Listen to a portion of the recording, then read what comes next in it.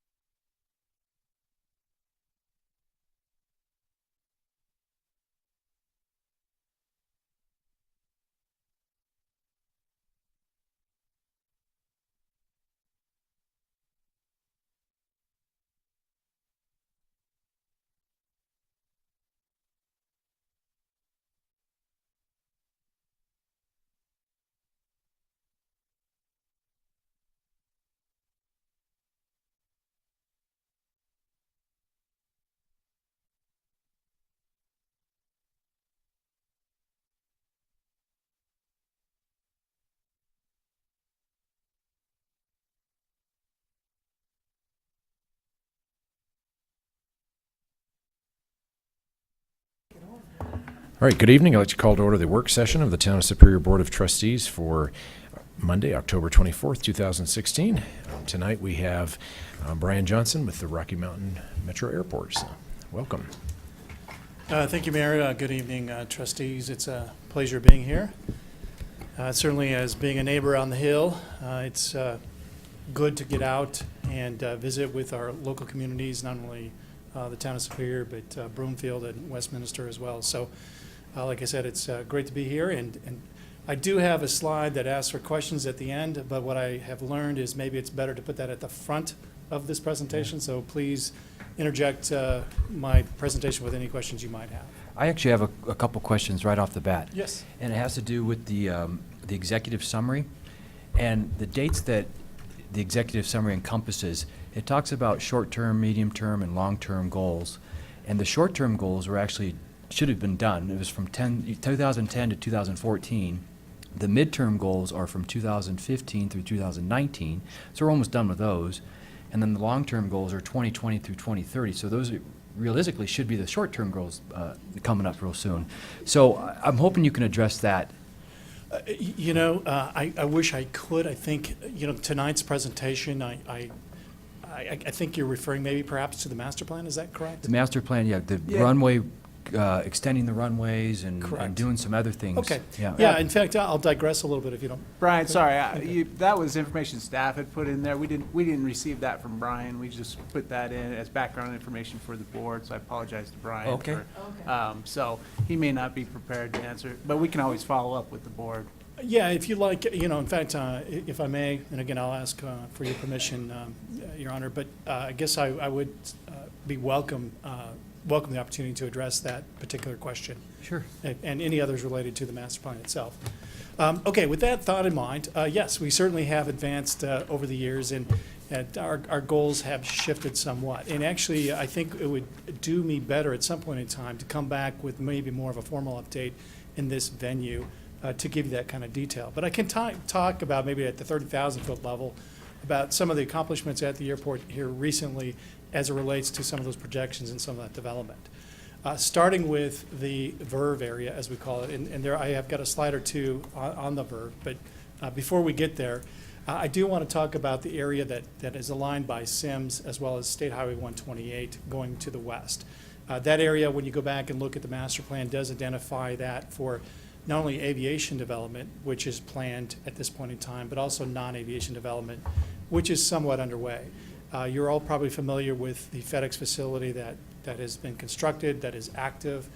There are 2 to 3 more projects that are in the queue that we're looking at placing over in that area.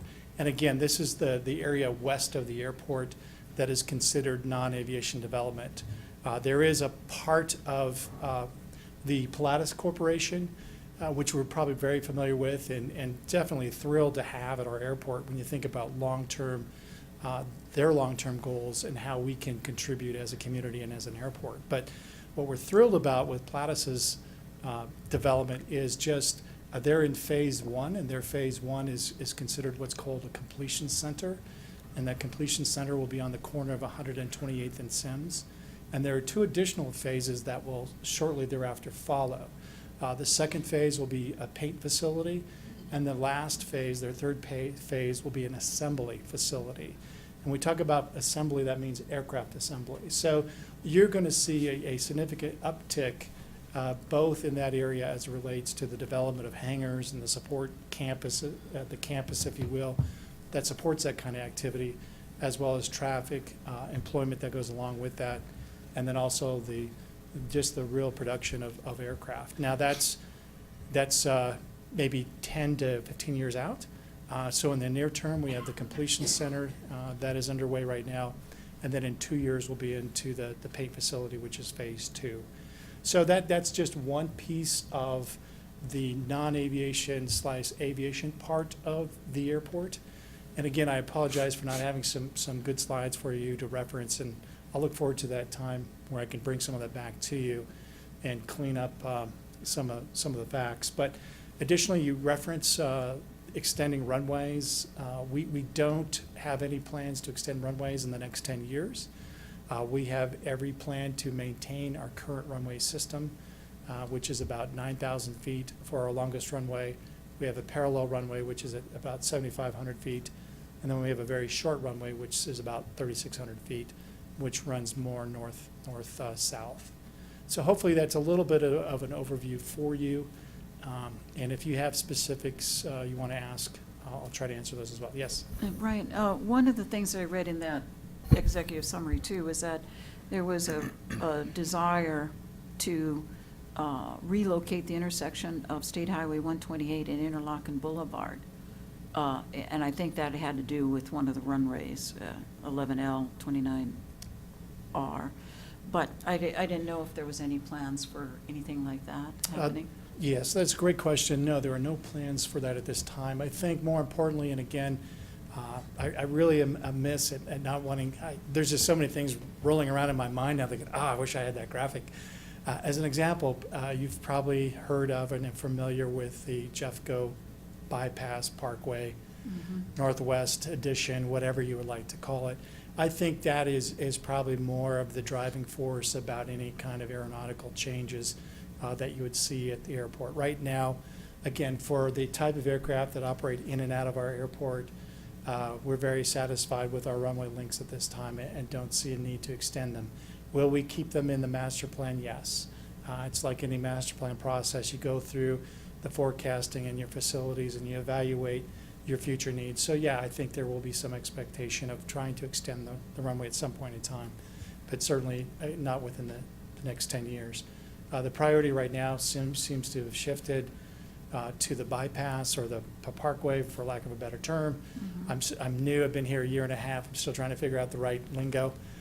So I call it Jeffco Parkway, just for my benefit. And hopefully that resonates with all of you. Oh, it does. It does. Not necessarily in a good way. But Well, no, yes, I it does. understand. There's a lot of moving parts and pieces. I've just got one little piece of that coming through the airport. So Okay, thank you. yes, certainly. We'll go. Yes, sir. So Brian, I was looking and again, this may be something you did not see, but part of our materials was the, a kind of a grid of the number of complaints, noise complaints from neighboring areas. And for 2015, by far, more than half were from Superior. And is that because the flight patterns are particularly over Superior? Is that what you attribute that to? Yes, I'd say that's correct. I think it's not only the flight patterns, it's also just the natural growth of your community. I think it's also just sensitivity. Certainly there's been a shift in aircraft design, engine manufacturing and design. Even the approaches and arrivals into DIA have changed. In fact, a couple of your board members here tonight have been present at what we call this Metroplex project, which looks closely at arrivals, departures, not only into our airport at Rocky Mountain, but also the Denver metroplex, as they call it. So, yes, it's really twofold. It's growth, it's certainly sensitivity, and maybe the third is just we're getting busier. We're up to, projections are up to 135 to 140,000 operations, and an operation is either a takeoff or a landing. That is what an operation includes. So at the height of Rocky Mountain Airport back in the 90s, it was somewhere around 180,000 total operations. Going back several years, it was 4 or 5 years. I've got stats on it, not in this presentation, but maybe I do. Hold on, let me back up. Yeah, here we go. You can see a little bit of the history over the last 4 years or so, and let me just, I've got that detail in my notes. Yeah, so going back to 2013, we were at about 118,000 operations. Like I said, in 2016, we project 135 to 140. So we have seen an uptick, and I think that's really a reflection of the economy as a whole.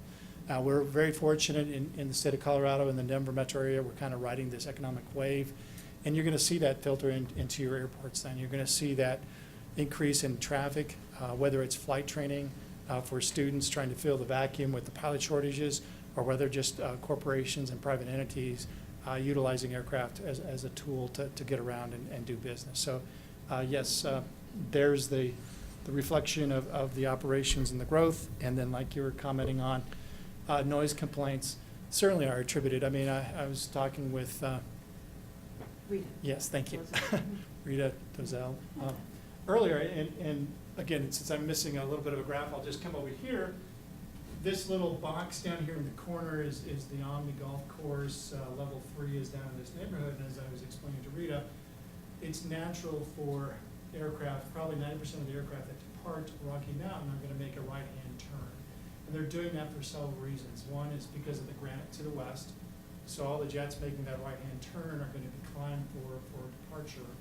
And then all the flight training. We've got an uptick. Brian, could you come a little closer to the microphone here Oh. so that other people are listening? Yes, I'm sorry, I apologize. That's okay, no, that's fine. So I'll just kind of refer to it, but so we've seen an uptick in flight training. So all those aircraft, again, are departing to the north, flying up to these various training areas around, up by Fort Collins and Greeley and et cetera. So yes, noise complaints are going to occur. We certainly have the evidence that Superior leads the way, if you will, in noise complaints. We're doing a lot of things to change that or try to address that issue. And I'll share with you, we've got 3 things that we're trying to do more of. One is to share with our local pilot population noise abatement procedures. Those are very, very important. We ask that they apply them in every circumstance as much as possible without sacrificing safety. The other part is our conversation with air traffic control and our tower group. We reach out to them and discuss other ways to move aircraft around. And then finally, even locally for us, we're doing a little more outreach to our communities. I've instituted a new program. We're going to be inviting the Town of Superior's Planning and Zoning Department to join us. We're going to bring in Westminster, Broomfield, and Jeffco, and we're going to talk holistically about the environs that we live in. There's about 13,000 acres that really make up the airport environs area. But we want to be on the front end and try to do a better job of communicating to all of our citizens and those that are relocating to this area that, hey, you live near an airport, you're going to hear some noise, but we're also going to try to reduce that noise as best we can or manage it best we can through the tools that are available to us. Yes, ma'am. So can I ask a couple Yes, questions? please. Or, like, as we were talking about, that hard right turn off the end of the runway is what takes the traffic right over Superior, right down the center of Superior, and into Louisville, who's the second largest number of complaints.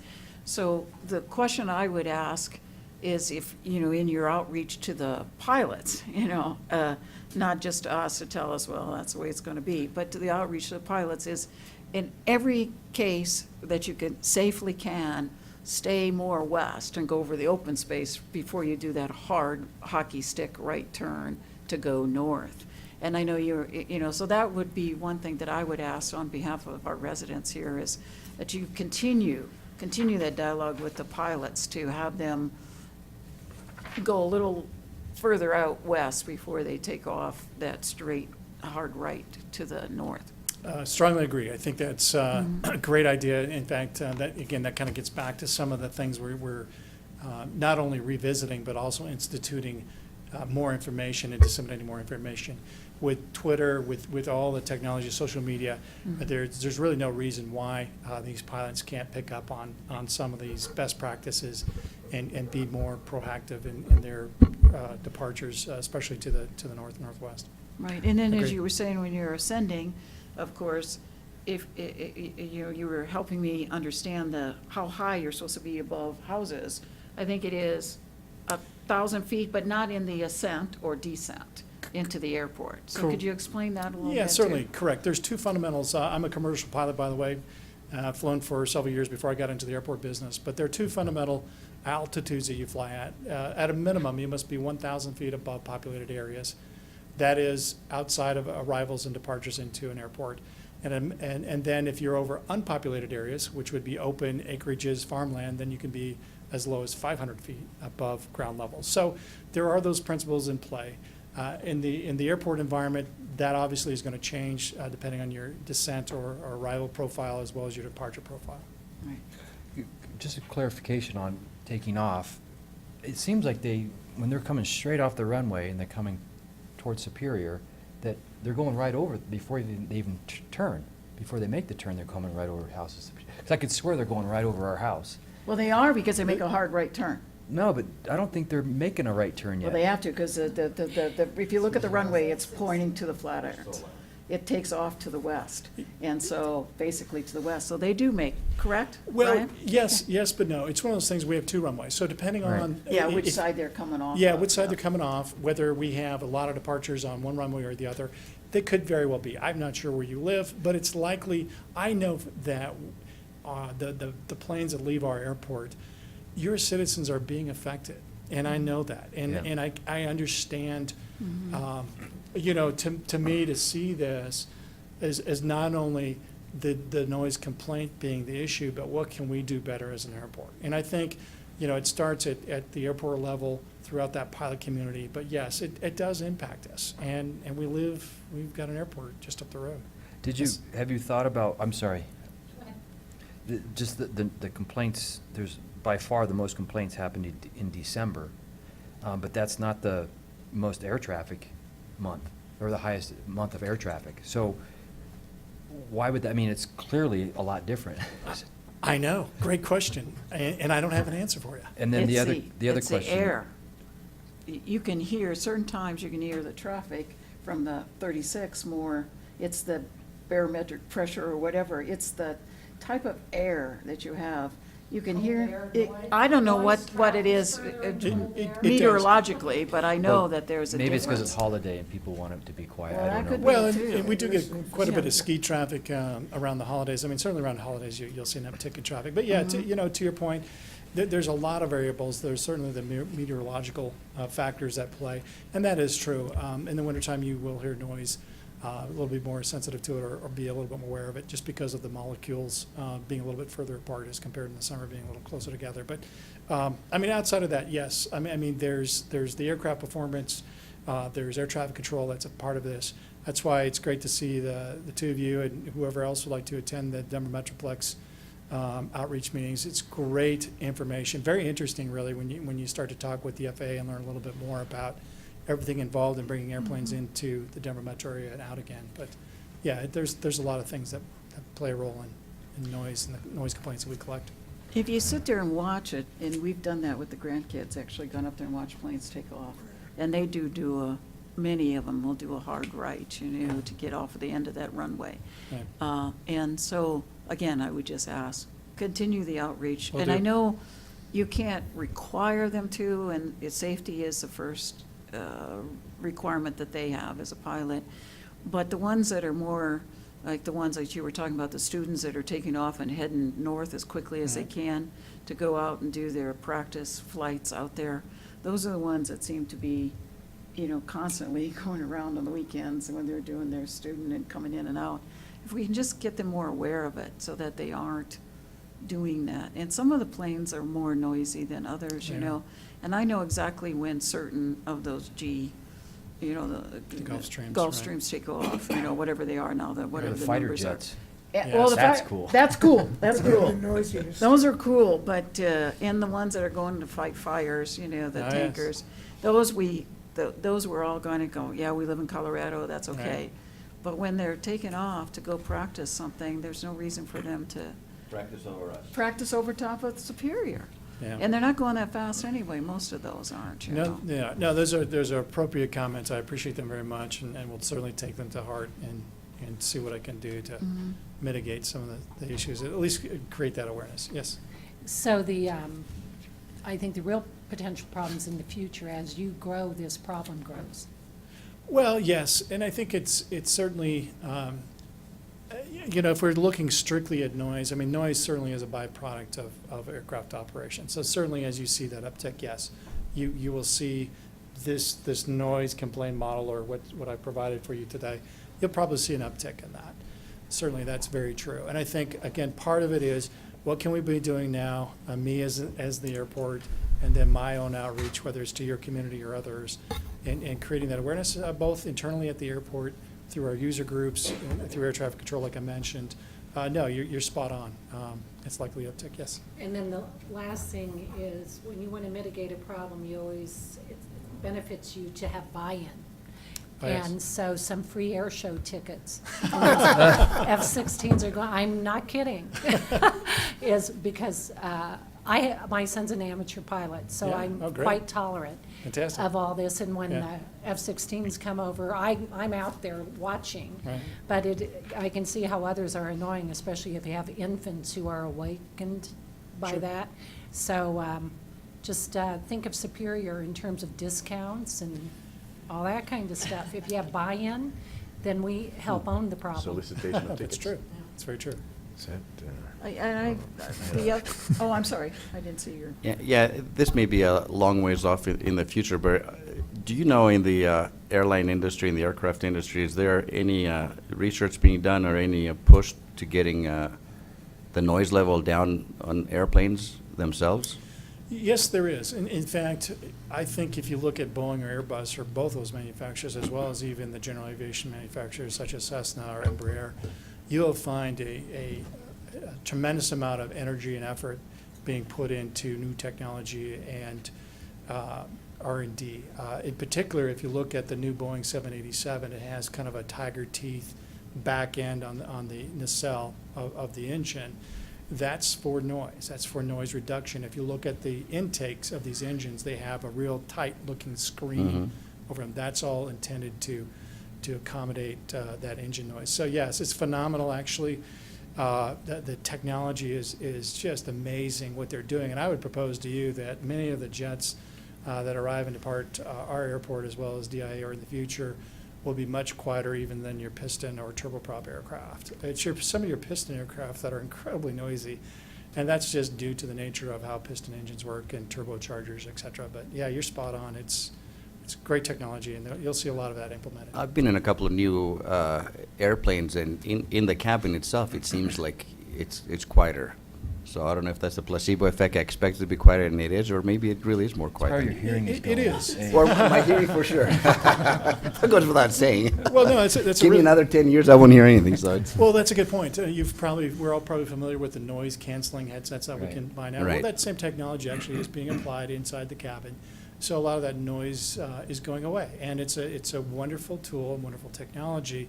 Now, how do we get that down further into the airport world where we can apply that technology to all aircraft and how they operate? So yes, you know, FAA love them and hate them sometimes, but really when you look at what the FAA's done and the new regulatory environment that they've put forth as it relates to those types of technologies, it's fantastic, and hats off to all those people that have been involved with that. Thank you.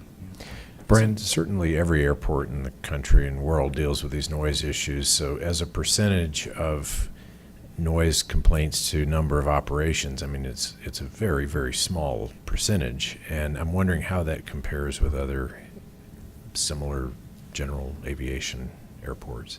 You know, that's a really good question as well, and I think, you know, the only place I can really point you to, I think recently Denver published some information on their noise program, and and there were a handful of homeowners that were the primary folks that were calling in to complain. And that typically is the case. You do have a handful of individuals that will typically lead that charge, if you will, as it relates to noise. And sometimes, you know, people, let's face it, I mean, there are some people that have real needs, have real sensitivities to noise, and that's just very real. And so while we try to address every noise issue as much as possible, it's really hard to. But I'd point you to the DIA study. I know that's not a GA airport. Certainly Centennial Airport is probably a good example of, again, an airport that has done a lot to undertake that issue, not only with Douglas County, but Arapahoe County and their surrounding communities. So I would say they would probably be on the cutting edge when it comes to a high-volume airport. Now, just as a comparison, Centennial Airport, they operate about 320,000 operations a year, and we're about at 130, 140. So you can see there's a significant uptick there. So therefore, and they're operating 24/7. You know, one thing we don't have that Centennial has a lot of, and that is medical flights. Medical flights operate 24/7, as we all know. And so we don't see a lot of those at our airport. But if we had air methods at our airport, you would see that uptick, and we'd probably see this number change because of some nighttime activity. Great, thank you. Yeah, Chris. Just another quick question on the quarterly complaints. There's another slide in our deck that has household complaints connected to it. And I'm not sure if I'm reading this incorrect or if the math just isn't correct, but it shows that year-to-date was 15. So is that by quarter? So first quarter is 5, second quarter 4, then 8, and then 5. So that's a little more than 15. So am I misunderstanding that? You know, actually, it's interesting, you caught it as well. I actually caught that after I put that together, and I was talking to one of my staff members today, going, hey, you know what, this doesn't make sense. Okay. So. But it is, I understand it correctly, though, that is per quarter the number of households that complained. It should be, yes. And those are unique households? So in quarter one, it was 5 households Correct, complained, had 71 complaints. correct, Okay. So the same people called over and over? Right, yeah, Right. okay. yeah. But he's saying it might not be correct. He's questioning that. Yeah, well, the data, that's a great question. What we need to do is go back and verify that. I agree with you. I was doing the math. I said, this doesn't make sense. Had staff working on that earlier this morning. Because there is a correlation usually between a handful of homeowners that typically are the largest population of noise complaints. Right. Okay, So that would be typical throughout each community. thanks. I just want to say thank you for coming, because we've never had a presentation Oh, okay. from the Rocky Mountain Metro Ah. Airport before.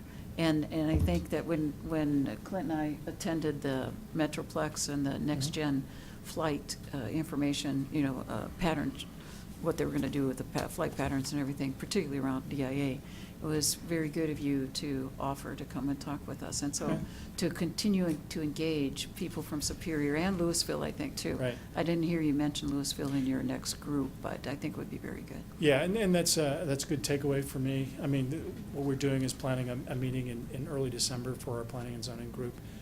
Didn't have them on my radar, just mostly because most of their town is outside what we call the airport environs. But, But they're complaining. well, yes, and part of it is, it's good to, especially on the planning and zoning side of the house, it's good to have some of those dialogues. And it's real interesting to see sometimes, and share some perspective, and get their feedback on where their town and community is developing, and it helps, again, broaden that conversation. Mhm. You bet. Thank you. So is there an opportunity for our staff, like our town manager, his designee, to participate in some policy sessions? I see you have a policy advisory committee, but to participate as a community leader in anything strategic? Yes, in fact, Mm. that brings me to my last slide, which we'll get to maybe if we have time. The Jefferson County Commissioners they've taken action. When I first got here, it was being talked about, but what they have put forward is the development of an airport advisory board, emphasis on advisory. And so, in fact, tomorrow we'll be going through a briefing. I'll be going through a briefing with them, seeking their approval of what that format and that makeup will be. but you as a community, whether you're a citizen at large or a jurisdictional representation, so jurisdictionally, someone from the town of Superior can participate at that level with an airport advisory board. And to your point, yes, an airport advisory board, that's a great place to couch strategic planning and these kinds of conversations. In lieu of that, however, you are all welcome, Matt, whomever. When we do get to this planning and zoning meeting, I will send an invitation to Matt, and he can direct it to whomever. And again, whether you're directly related to the P&Z department, or there's some other staff member, or even you as individual trustees, you're certainly welcome to participate as well. So I would offer that out to all of you. Great, thank you. Okay. I know we kind of dove right in with questions. Did you have, in fact, have other slides? We've got about 10 more minutes or so. Since you're going to give me go. 45 minutes, yes, I'll be Yeah. happy. No, Okay. just kidding. All right, I will move through these fairly quickly and just catch up a little bit. I did want to talk about total impact to our neighborhood, and this is economic impact. We're very familiar with some of the math behind this, but the state of Colorado, they undertake a study every 4 or 5 years for all the airports in Colorado and package this all together. It shows the output that our airport has in our local community, and this isn't just on airport, but it's that dollar being recycled throughout communities. So we have a $460 million impact, which is fairly significant. We are the 4th busiest airport in Colorado. Going forward, I did talk a little bit about fuel. I didn't talk about fuel flowage, but I did want to reemphasize that we are an enterprise fund and we're financially self-sustaining. We do not accept taxes from anything within the county, and I think that's important to note too. Fuel flowage is a basis for our revenue and for being self-sustaining. As part of that, what I did want to share with you, fuel flowage is also related to operations. So as we see an uptick in fuel flowage, meaning 3.5 million gallons this year compared to 3 million last year, that also is related to operations. So you will see an uptick in operations. And again, I'm kind of moving through this fairly quickly, so I think you have that in your packet if you have any other questions you want to follow up with. Operations, we talked about, and I did share with you some of those projections. We're up about 19% over last year. And those U.S. Forest Service aircraft landing and taking off, they contribute to both the total number of operations as well as fuel flowage. Noise complaints, we touched on that. Going on, I think this is really important that you know that we have invested quite a bit of time and energy, and this is a new program for us. It's our airport sustainability program. I do want to highlight our mission statement right there. That is really how we live our life at our airport. It's all about, when we talk about sustainability, it's just not the environment, it's also financial, operational, and also social. I'd like to highlight some of those things. We do have a solar program that we're building a solar facility or developing a solar garden on the approach end on the east side to one of our runways. We're invested in trying to expand a CNG program or introduce a CNG program to our airport. We're finding we're going to partner with perhaps the city of Westminster on that. We have more conversations to come. EV charging stations, I saw yours out here. Those are great. Charge Ahead Colorado, they have a pretty robust program. So we're utilizing some of their grants to get EV charging stations at our airport. And then finally, of course, LED lighting. This is a non-aviation development, just a handful, basically on the corner of Metro Avenue and Wadsworth Parkway. 7-Eleven is under construction right now. Arby's is soon to come. This is all being developed as non-aviation land. We've got 15 acres that we can't develop. We can't build hangars or do anything aviation. So let's do the non-aviation thing. Let's turn it into a retail business park. So those are the 2 stores that we have committed. And like I said, 7-Eleven should be done here in November, and then Slurpees for everyone. Terminal building, got a few car rental companies that are expanding into our terminal building. The aviation side, I mentioned Pilatus and their development, Signature Flight Support. They're like our gas station on the airfield. They're a significant player worldwide. They've got about 167 stores nationwide. They have locations at DIA as well as Centennial Airport. They're a great partner and working on improvements as well. Yeah, this is the engagement piece I was talking about, the Metroplex, as well as our outreach. We've got a tenant ad hoc user group that we're working with, And like I mentioned, the jurisdictional outreach on the planning and zoning piece. We're going to be talking about implementing the airport's environment plans, et cetera. And then there's the Airport Advisory Board. So, with that, I We're already appreciate done. all your time. Already done. We've done our Can I Can I ask questions. another question? Yes, sir. There was some residents that asked me about the possibility of increasing the size of planes that would be coming through here, and someone even said they thought they heard 737s. And it sounds like that can't happen, and it won't happen because you're not going to increase the size of the runways. So do you anticipate larger jets like that ever coming through there? Actually, we accept large jets right now. In fact, the U.S. Forest Service regularly flies aircraft type MD-80s, the BA-146 model. If you were in the neighborhood a couple of weeks ago, you may have seen Alaska Airlines land. Oh. Alaska Airlines, they do team charters for University of Colorado. So Alaska brought in, I think it was Oregon State, to play football. We do a lot of team charters, so we do see 737s on a somewhat regular basis. We also see some Airbus aircraft. Colorado Rockies have been working with us a little bit to operate out of our airport rather than going out of DIA, but that is yet to be determined. That's for another conversation in the future. But yeah, so we do see those types of airplanes. Certainly when all the candidates were here during the GOP event up in Boulder, they all came into our airport in a wide variety of those type of airplanes. So we do accept them. They do operate, but not as scheduled service. And I think that's, if there's one very important thing to remember is, while we accept them, they're not scheduled. They don't happen all the time or that often.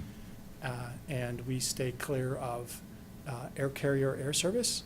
We've got a great airport called DIA. We love them, and Kim and her crew, they do an awesome job out there.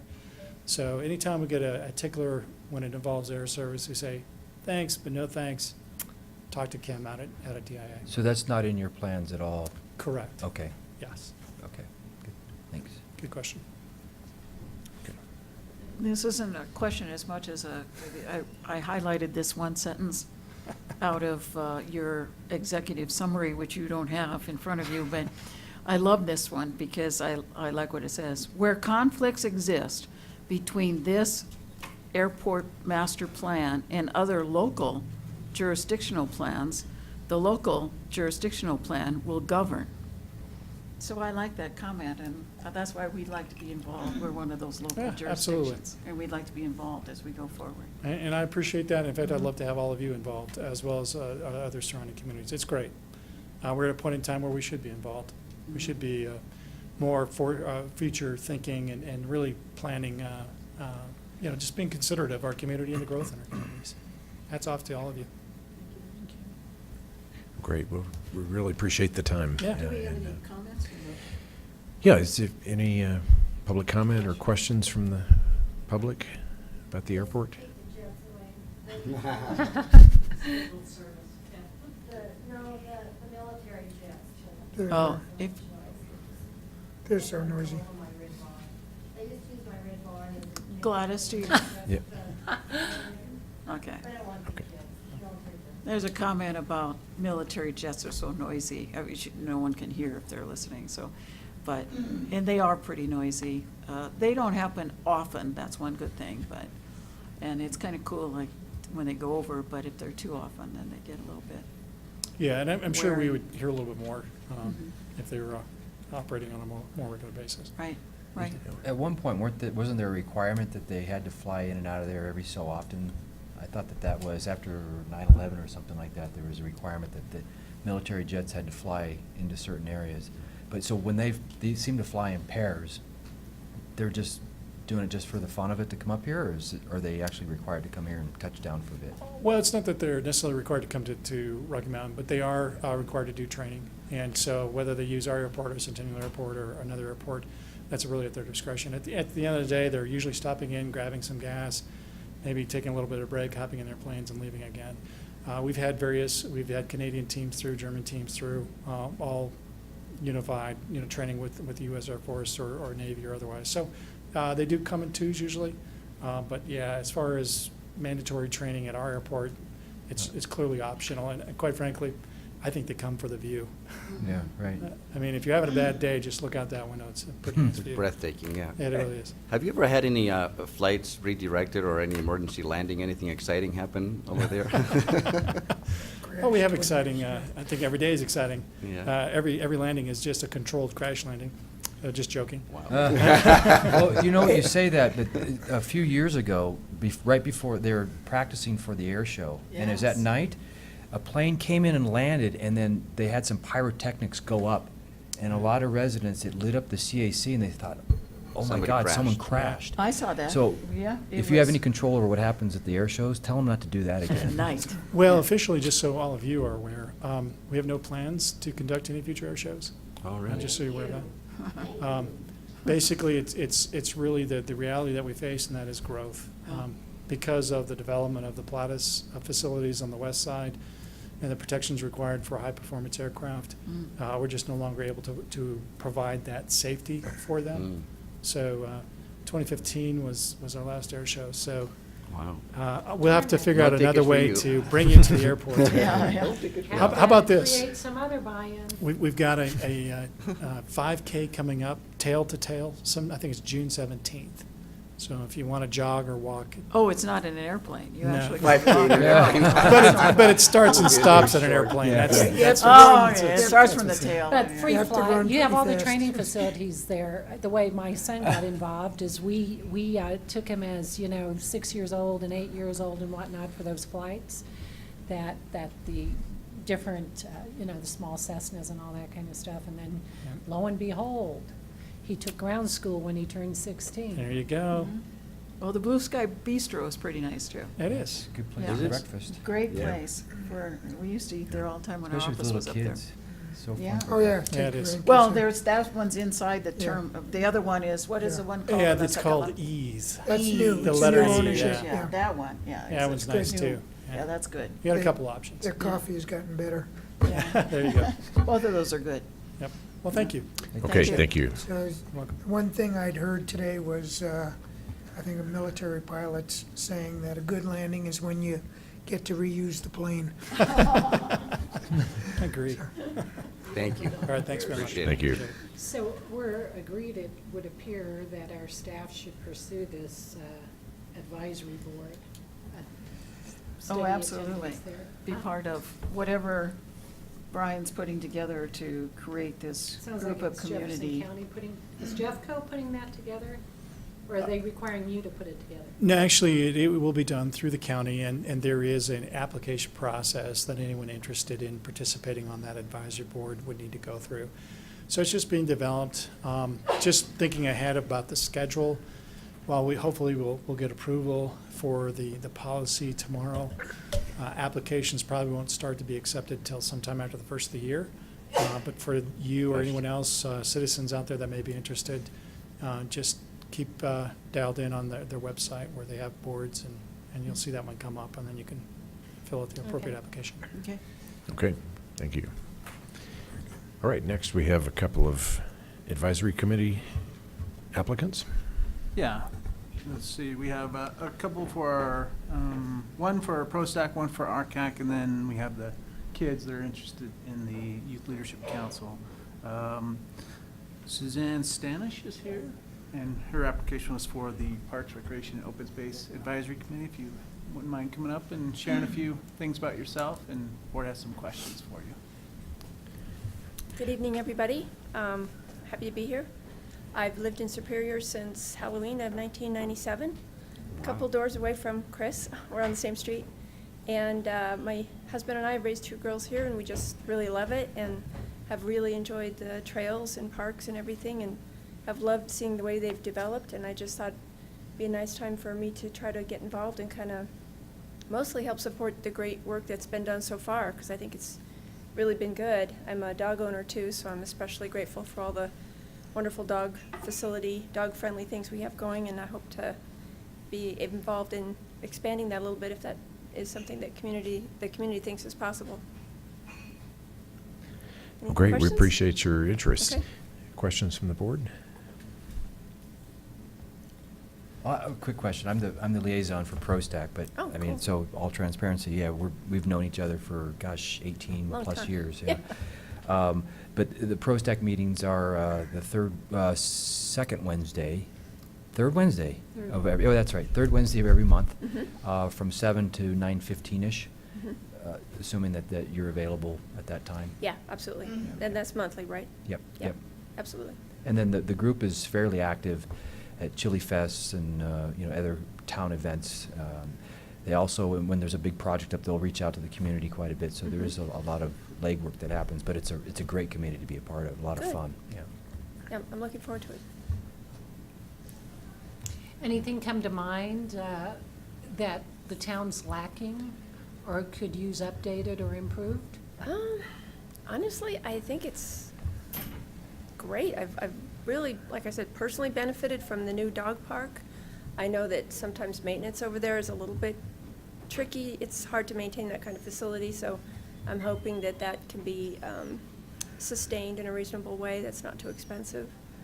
I've really loved seeing the trail expansion up on the mesa back on the other side of McCaslin, so I realize that a lot of that is dependent on things that are associated with the county open space, but I'm just fully in support of any more expansion that can be done there. Thank you. Anything else? Other questions? Go ahead.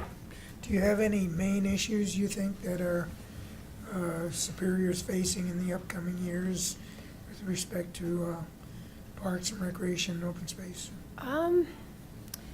Just kind of like every other issue, I think just balancing population growth with what the community wants and can afford. So no specific thing, but it's always a trade-off, as I'm sure everyone here knows. Okay, great. Well, I'll follow up with the last question, which we ask every applicant, and that is, do you have any potential for conflicts of interest that might affect your serving on the board, and such as you own a parks and recreation company or something like that? Which No, that would be a fun job, actually, but no, I work for a healthcare information technology company down in Greenwood Village, so there's like no conflicts there whatsoever. I don't have any side businesses or anything like that. Very good. We appreciate your interest, and All we'll right. be acting on this soon. So Thank thank you. you. Thank you.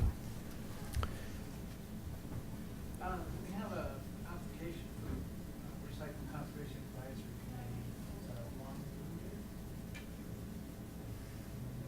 Okay, so we'll move on to the kids with the Youth Leadership Council. Okay. If they're all present. I thought maybe they could all come up and introduce themselves, give their grade, and then just answer any questions the board might have. Okay, great. So if you guys don't mind coming up to the mic and just introduce yourselves and what grade you're in, and then you come all up at once. Thank you all for your interest in our Youth Leadership Council. We appreciate the interest. And yeah, so just take one at a time, come on up to the microphone, introduce yourself, and I'm Alexander Bork. I'm in 11th grade at Monarch High School. I feel like I'm forgetting something. One sentence about why you're interested in that Youth Advisory Council. I feel like it would be a really good opportunity to get to know the community, be able to help out in it. Okay, thank you. great. Thank you. I'm Adriana Kirkman, and I'm in 10th grade at Fairview High School, and I just want to get more involved in the community and have more volunteer opportunities. Thank And you. I want to say that Adriana has been coming to meetings already prior to this, so this is Great. probably her third meeting. I'm Tyler Nearing. I'm in 8th grade at Monarch Middle School. I think it would be a great way to learn more about the community and to earn some hours for Junior Honor Society. Thank you. I'm Jordan Mozakowski. I'm in 8th grade at El Dorado, and I wanted to join the Youth Leadership Council because I want to try and make this, the town of Superior, better than it already is. Yeah. Thank you. Thank you. I'm Avery Conahan, and I'm a 9th grader at Monarch High School. I wanted to join the Youth Leadership Council so I could make a difference and make the town better for kids like me. Thank you.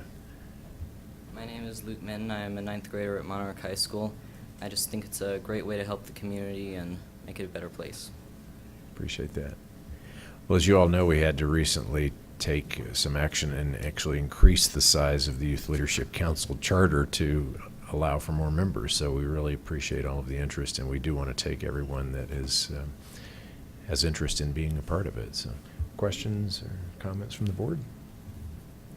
I just have more of a comment than a question, is that what we back here are looking for is for you to help us understand what we should be involved in and what questions we should ask you. Not tonight, but as you participate in the Youth Leadership Council or the committee, we'd like you to help us understand how we can engage youth more in what we do here in the town and what other things that we could do better, to help involve all of you and to make, as all of you say, this Superior be a better place. So think about that as you get on the committee too, is what other things can the Youth Leadership Council do to actually, what other things can you get involved in? What other activities? You can suggest things too. You don't have to wait for us to tell you what's okay to do. You can also suggest some things to us. Thank you. Yes, good comments. Thanks. Yeah, I just think it's great that several of these youngsters here I have known from scouts and from sporting events and music lessons, and I just think it's great to have more of the kids that we know in the community part of these committees. So thank you for applying for this. Yes. Okay, very good. Well, appreciate you coming in, and we will be acting on these appointments here soon. So thank you very much. Now you can go do your homework. That's right. Thanks, guys. All right, anything further for our work session? No, that's it for tonight. Okay, we will adjourn till 7 o'clock. Can I just ask, I'll make a comment really. It's about, I know we don't have a work session for the next meeting because we're going to be in the process of changing over at the board meeting to the new board. But I want to have just a short conversation, since we have a couple of minutes, about the discussion about the funding for parks in the Superior Town Center. And I know at the last meeting, we said we were going to probably do that in the retreat, but I'm wondering if we should schedule it in a work session before that, just to make sure we have the right direction being given to staff as to what should be happening between now and January retreat. I'm not sure we're all on the same page. Not that Okay. there's a problem, but I don't Right, want you yeah. to do work Well, ahead of time before we know what work we need to have you do. right. Does that make sense? Yes. Okay. And I can tell you what my staff and I had talked about on how we were going to proceed with this. And that was to have the Coal Creek improvements as its separate own final development plan with those costs associated with that the Planning Commission board could review. And- as and- and- approving the final development plan. And I think what would be helpful is a timeline kind of what it's going to take to get through the approval process Right. with the Different urban agencies. floods and Yeah, all that kind yeah. of stuff. Okay. So we'll have that information during those meetings and reviews, and then Patrick and his staff are meeting with the consultant to look at the two parks separately and what amenities in those parks and their cost and maybe some possible savings in those two parks. And we'll have those breakdowns for the board at some point that we can bring forward to you to show you and have discussion on. Okay, and then that's where I think that, I'm not saying not to do that, but Mhm. I think that we need to have the bigger discussion is how much are we willing to spend and who's going to spend it for the parks before we start peeling anything out? Instead of redesigning something, we might have the best design right now, but we have to figure out how much are we willing to spend and who's going to pay for it before we start having you identifying things to take out or put in a Well, different way. I don't think they're not recommending to take anything out, and I think what Matt has proposed in the digest is the right way to go. It'll end up being just like any other park that we've done in town, that I think it's a good idea to break the two parks up so that we can see how that 5.7 or whatever $1 million that was breaks out between the two parks. And then they're gonna itemize each one of the costs in the park, so we'll be able to do, just like we did with Founder's Park, to say, well, this is great, but we really don't need this component here. As a board, we can have that discussion, and I think that's a good way to go. As opposed to, well, this is gonna come up during my reports and comments, because this was a discussion at the ProStack Yep. meeting. Mhm.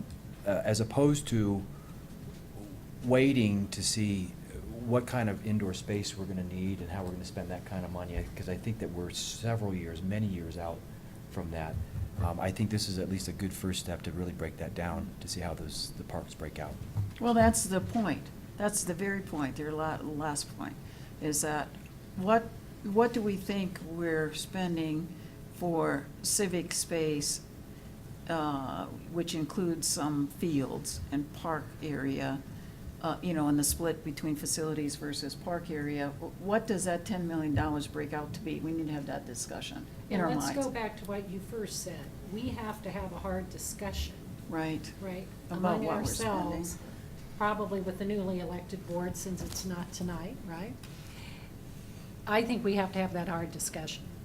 And it's a perfect way for the new trustees also to read the cost-sharing agreement and to read some of those documents that they really need to be fluent in.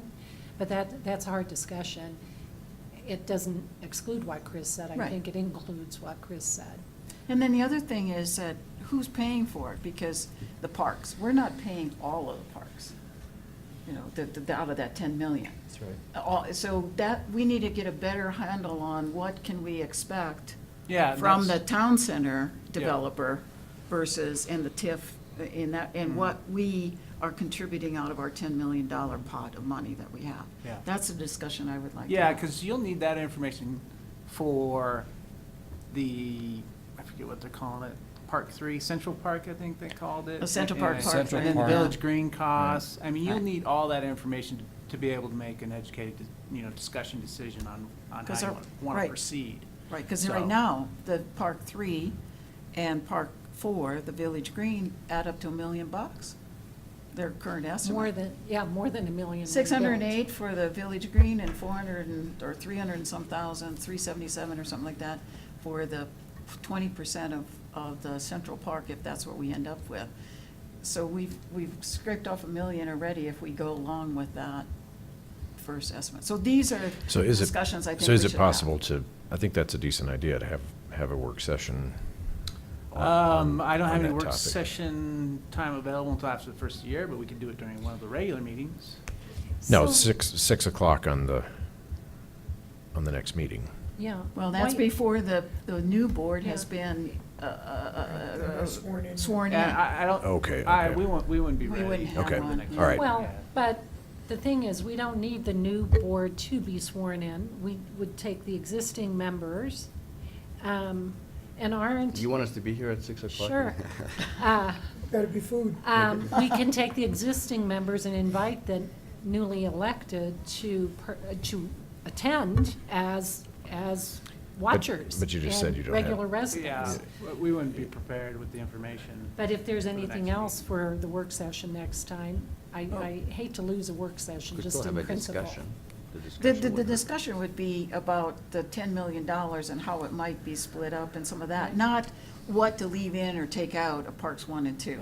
I wouldn't think we could do that next. I'm ready for that discussion right now without any prep. I mean, just after last meeting. So I'd like us to entertain having that 6 o'clock work session and just making use of the gathering time to share ideas.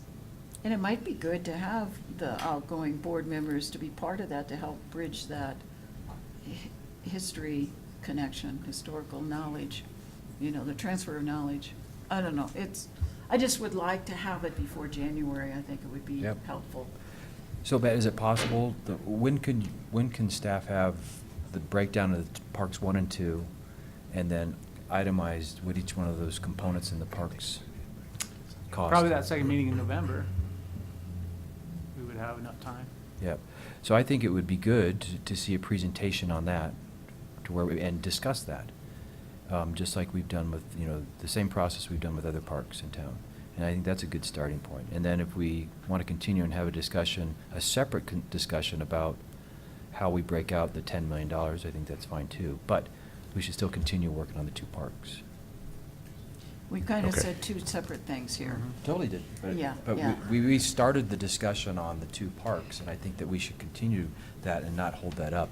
Right, and then what about the suggestion that Sandy made, which is to have next meeting, a discussion about, to ground us all in the $10 million pot of money and what it might be used for and how it might be spent. Not specifically say, okay, we're gonna allocate 2.7 million Okay. to this park and We, that. we need need to to, wrap it up. we need to wrap up the work session, so let's have Matt think about that a little bit. I mean, we kind of sprung it on him here at a very quick fashion, a lot of things. So let's adjourn the work session. We'll figure out Take how 2 to minutes? do, yes. Okay. So we'll be back in about 2 minutes.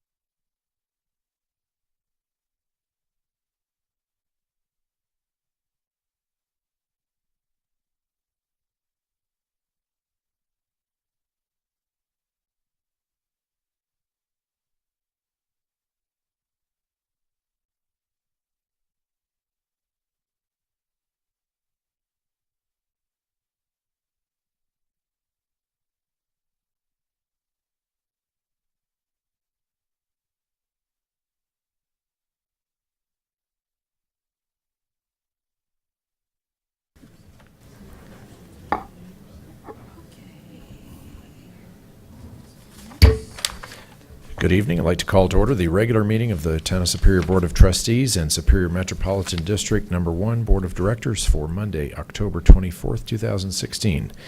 Could we all please rise for the Pledge of Allegiance?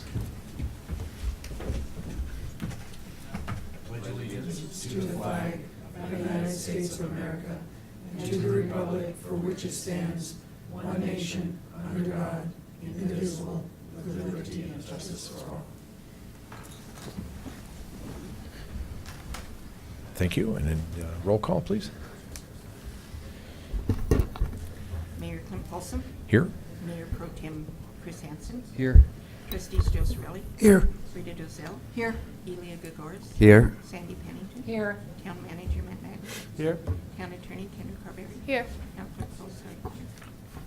Okay, thank you. Next is the approval of the agenda.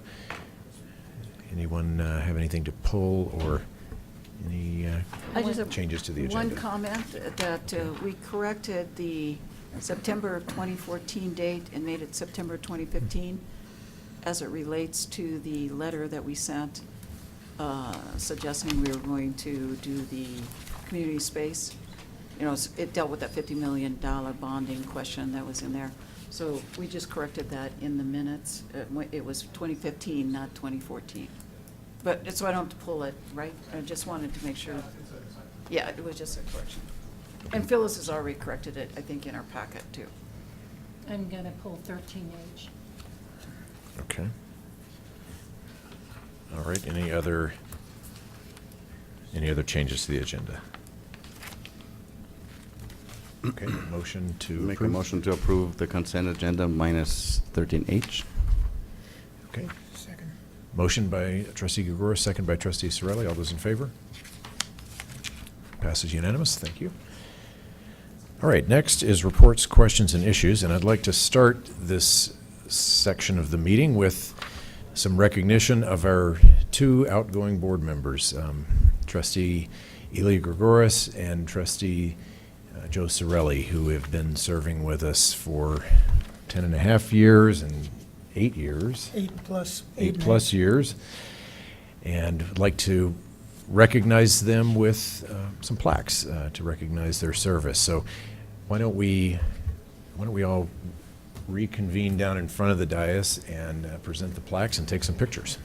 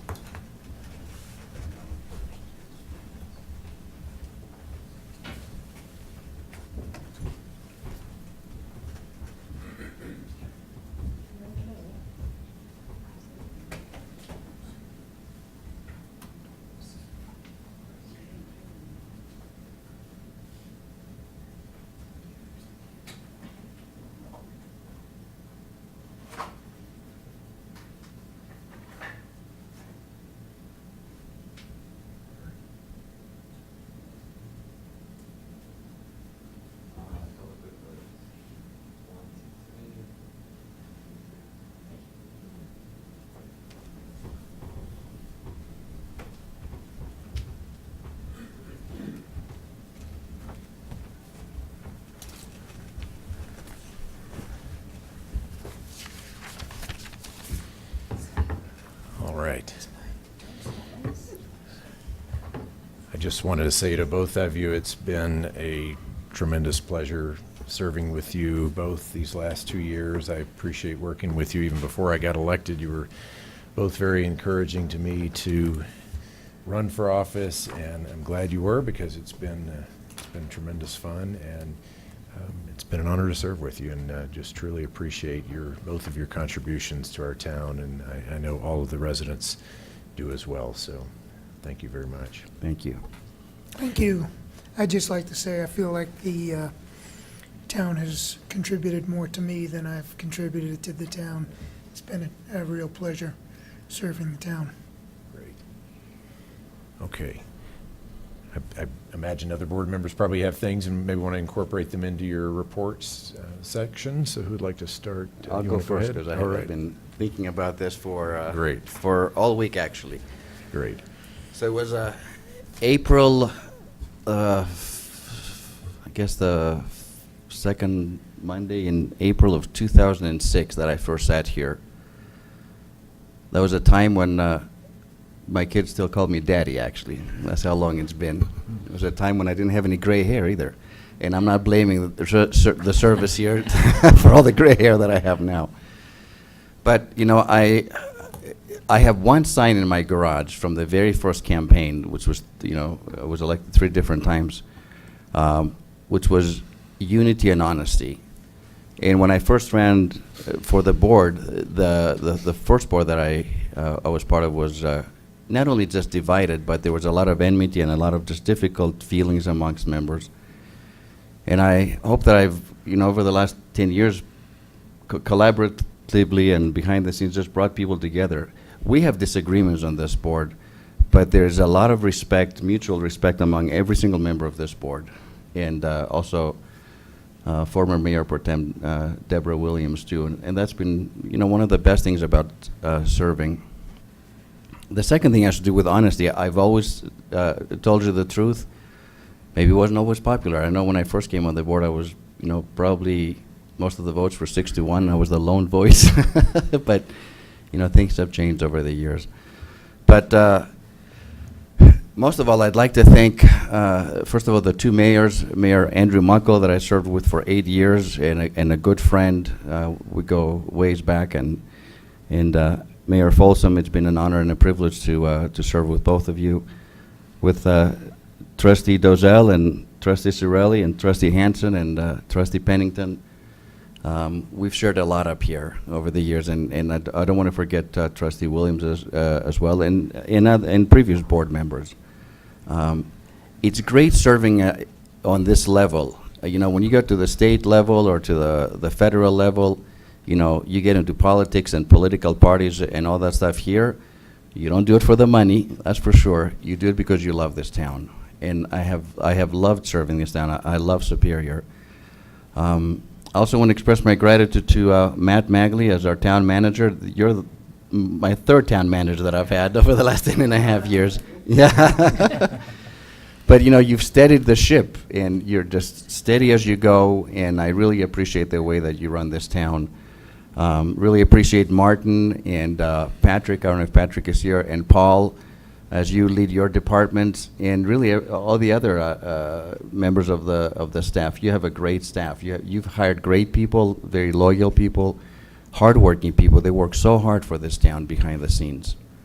I'm grateful for you, Kendra, for, you know, for all these years, for looking after our best interest and explaining difficult legal statute and other things that for us common folk didn't make a lot of sense a lot of times. So I appreciate that.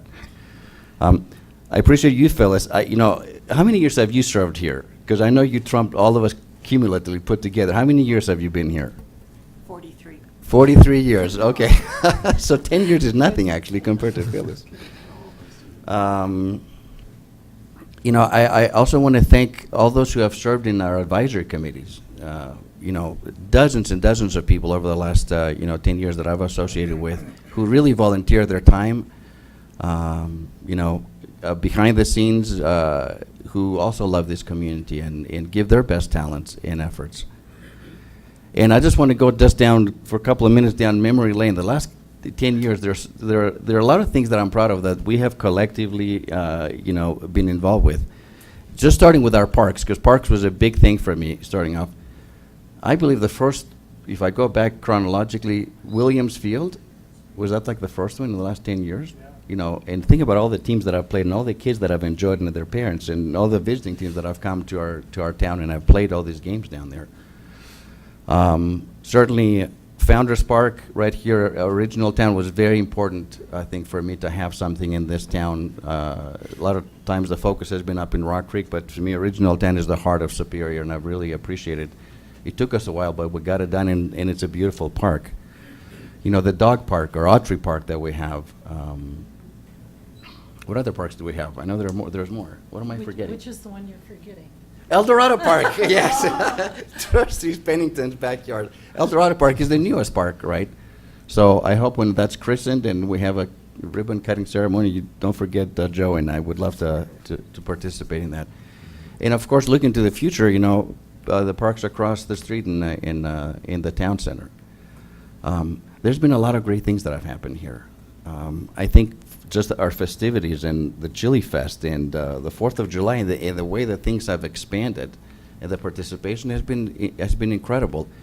Don't ever take that for granted. We live just in an amazing town. And then collaboratively, if we go a little bit, on the other side of the bridge, just working with the city of Louisville and the way that we've come together, you know, as sister cities, you know, Divergent Diamond, that was a huge thing, not just because it won an award, but the way that collaboratively how we work things together and just the surrounding communities and so on. So, but most of all, I'm just grateful, and I'm just grateful to the citizens of Superior for trusting me for the last 10.5 years. And like Joe said, I think when you serve somebody else and when you serve a community, you get a lot more in return. And I will really miss being up here. This is very bittersweet. So just thank you from the bottom of my heart. Thank you very much. Well, it's hard to follow that. I ditto everything that Trustee Gregorius said, and particularly the part of working with the past and the current board members, current mayor, prior mayor, the town staff. It's been a thrill. My involvement goes back to, I think, just before 2000, when I started on the planning commission. So all of the list of things that you talked about that we've accomplished, we also worked on at the planning commission level, and just, it's pretty thrilling. But to me, looking back, and the overall driving thing that constantly amazes me about this town, and makes it what it is the dedicated volunteer efforts that we get consistently from our committees, from the people that volunteer for the big events we put on, and they just are there all the time, working. I still look at and amazed that ProStack keeps coming back and letting us toss them another rock, which we've been tossing them for the 8 years I've been on the board. It's just amazing. And right, to think about where I was before, when I first started all of this. I had kids in school here. Now they're all grown, and I have grandchildren. Hopefully some of them may show up tomorrow night. The timing is going to be tough, but anyway, it has been my pleasure to serve, and my learning experience. It's been my thrill to also, I never stop saying how much I appreciate particularly the residents of Original Town that don't get enough credit, and maybe people in Rock Creek don't get to know without the effort of that there's a pretty special group of people. And so anyway, thank you, and thank the town for putting up with me all these past years. And while I've said many times there's a place for term limits, at this particular time I'm regretting it. Okay, thank you. Sandy, you want to go next? Just to look how monumental this upcoming election is. Chris and I joined this board in 2010, and you and Deb were on that board. And so that's 6 years, 6 years with that steady leadership. So my deepest gratitude to both of you. Thank you. For providing that. We will miss you. I'll miss you too. I've been on the listening tour for the past couple of weeks between meetings. Terry Clark hosted a candidate event on October 12th, and sitting trustees were invited to come and listen and not talk. So that's what several of us did. And that's a real instructive exercise, because it really helps us understand what's on the residents' minds. So that was good. And then two candidates, Sandy Hammerly and Mark Laces, hosted an October 17th event, and the same thing, with a little overlap, but largely different clientele. So for sitting trustees, that provided some perspective on what we've accomplished and what we have yet to accomplish. So thanks to everybody who hosted those. I'm trying to go in order here. Might get out of whack here. I attended the ProStack meeting last Wednesday, and Chris will talk to this, but I attended it for two reasons. One, there was a healthy discussion of Parks 1 and 2 and how to proceed on that path after the FDPs were pulled. And then there is a naming contest in place for the new park. So I wanted to see, I don't know how many names, 100 names or something have been, 6 pages of names have been nominated for that. So that equally was an instructive exercise. And then all of us, in one way or another, participated in the Urban Land Institute exercise, which was probably the most exciting thing I've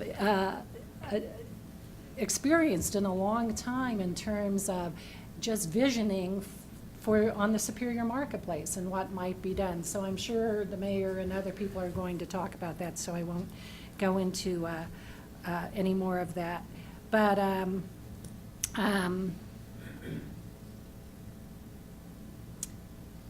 some things that are upcoming. West Connect, which is the group put together sort of with the broad vision of whether and how to connect this western corridor to complete a potential loop around Metro Denver, is having on November 15th a public meeting on the study they've done on the transportation needs of this region. And so I'm going to participate in that. It's 4:30 to 6:30 at Rocky Mountain Airport, and I definitely suggest Rita as Dr. Cog, the mayor, might want to participate, but you're all invited. The more the merrier. It's going to be a sort of an open house type event. And come with questions particularly about our area. That's what's going to go there. Upcoming this Thursday is this group we're trying to sort of reinvigorate that is sort of temporarily named the Superior Cultural Arts Advisory Committee. Invite anybody who wants to be involved in how this town looks from aesthetic perspective, as well as how it gathers to build community. That's what this committee is going to be all about. So come, bring your friends, friends interested in that type of issue. Thursday, I think 6 o'clock.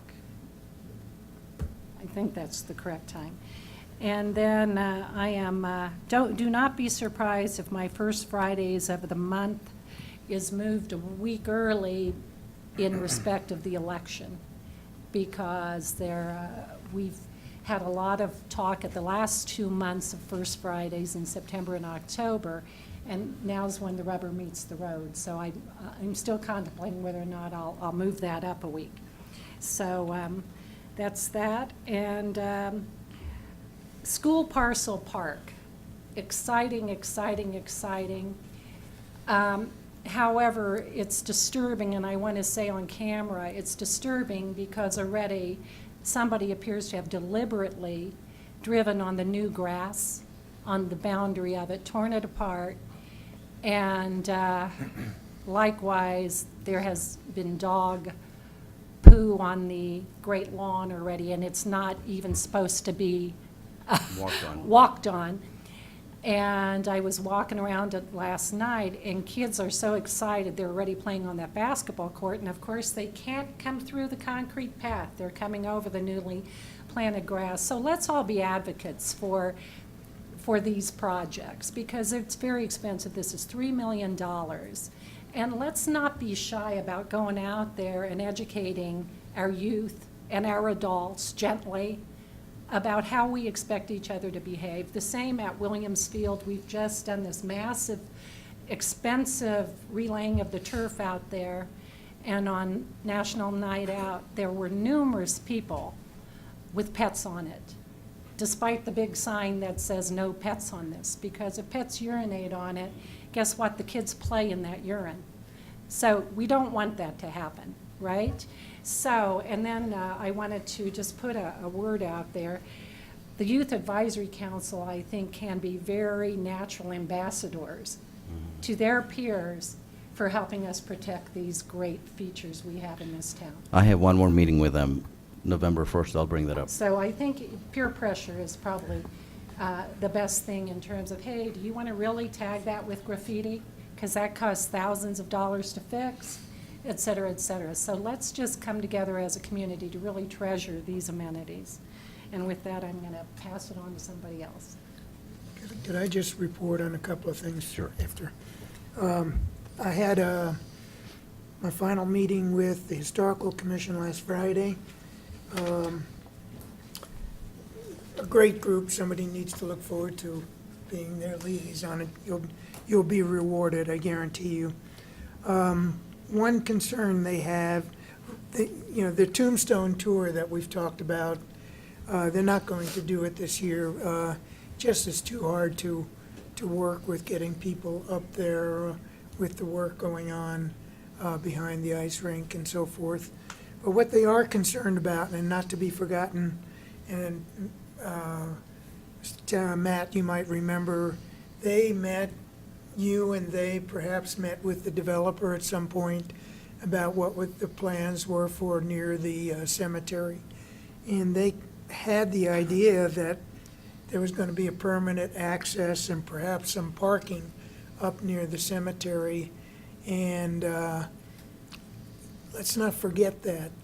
It can't, people can't be mountain climbers to get there, especially for their tours and stuff like that. So as things proceed in our development of Town Center, let's not forget, and I think this was developer promises more than anything, that would be taken care of. So it's got to be kept in mind. The other group I have met with regularly and had my final meeting with was RTAC, who unfortunately there was supposed to be someone interviewing tonight to join the committee to fill one of the vacancies. Hope that follows through. They did have a quorum, first time in a while that they did have a quorum at this last meeting.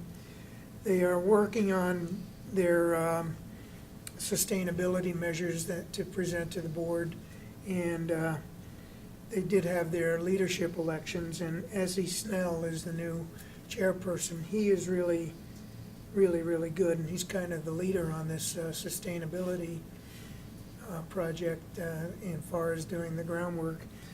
Lisa Skumatz was elected vice chair for the upcoming year.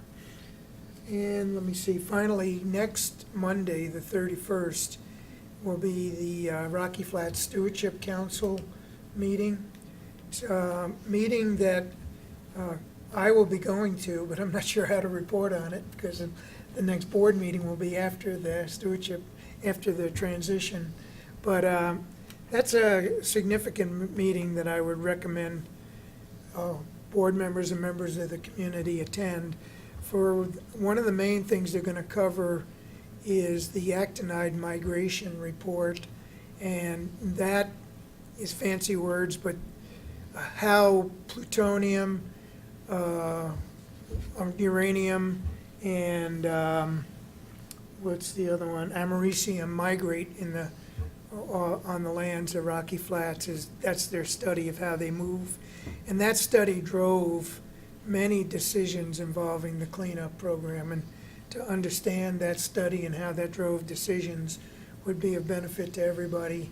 And also they're going to address why DOE no longer does air monitoring and why they don't sample soils anymore. Particularly, it's all about water and surface and groundwater monitoring mostly. And I think a lot of that drives from the actinide migration study. So anyway, that's at the airport next Monday at 8:30. It's on the second floor of the airport building. The meeting goes from 8:30 to 12 o'clock. So I'd recommend members of the public, it's an open meeting. It's important to people in Superior. If they want to understand Rocky Flats and what that was and is, and how it may impact the future of use of the wildlife refuge and so forth. That's all I have. And Thank you. can I add something to that? I think there's a group called the Downwinders who are going to be meeting here on November the 18th from 6 to 8 p.m. To go over the health survey preliminary findings.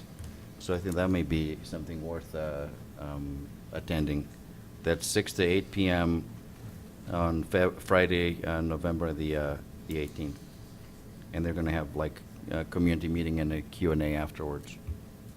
I'm going to be at both of those. Okay. Yep, Trustee Hanson? Well, first, to Joe and Elia, thank you guys very much for all the work that you've done for this town. And as you guys were talking, I started thinking back of just in the last 6 years, the things that we've accomplished have just been amazing. And not to mention all the things that you guys have done since you've been on this board and planning commission. So what you've done is great. Thank you for your service. when we first got on the board, Sandy and I, you two kind of became my friends and mentors, and I really appreciated everything that you guys did for me. You've always been the real even-keeled guys, trying to keep the meetings calm. Haven't been always successful, but for the most part, you guys have. So that's always been great. But I think, the biggest thing is that I knew both of you before I got on the board a little bit, but I now can say that I have two really good friends, and that will never go away. Never. And that moving forward, that we will always be friends in this small community of ours. So I think I appreciate that the most. So thank you guys very much for being my friends. Thank you, Chris. Thank you, Chris. I attended a CML meeting on the 14th of October. It was the policy meeting, so we reviewed the typical member proposals. Nothing really much affects the town of Superior, except that there was an action item that was reviewed that we will probably see, if a sponsor comes forward, a potential repeal of SB 152, which we're moving forward with a measure on the ballot to allow us to take action on broadband if we want. Well, hopefully this repeal will happen, and that won't have to take place moving forward. But that was really the only thing that would have any impact on our town. I attended ProStack meeting last Wednesday. The big discussion item, of course, was Parks 1 and 2, which we discussed at the end of the work session. And essentially, ProStack had unanimously agreed that they would not take any action on the Parks 1 and 2. Instead, they would like feedback from the board or direction from the board on how the $10 million for civic space will be divided. And so, as a board, we'll be reviewing all that moving forward and looking forward to seeing how the two parks, the money is being spent on both of the parks. And then attended a SAC meeting at Superior Elementary School, updated them on all the activity in town. They would like to do one of their coffee chats here at Town Hall. I invited them to come down and have you as part of that. There's a lot of residents that their kids attend Superior Elementary School, so I think it would be good for you to be there, Matt, and answer questions. And then we'd also talked about doing a tour of the sports stable and possibly doing one of their coffee chats there as well.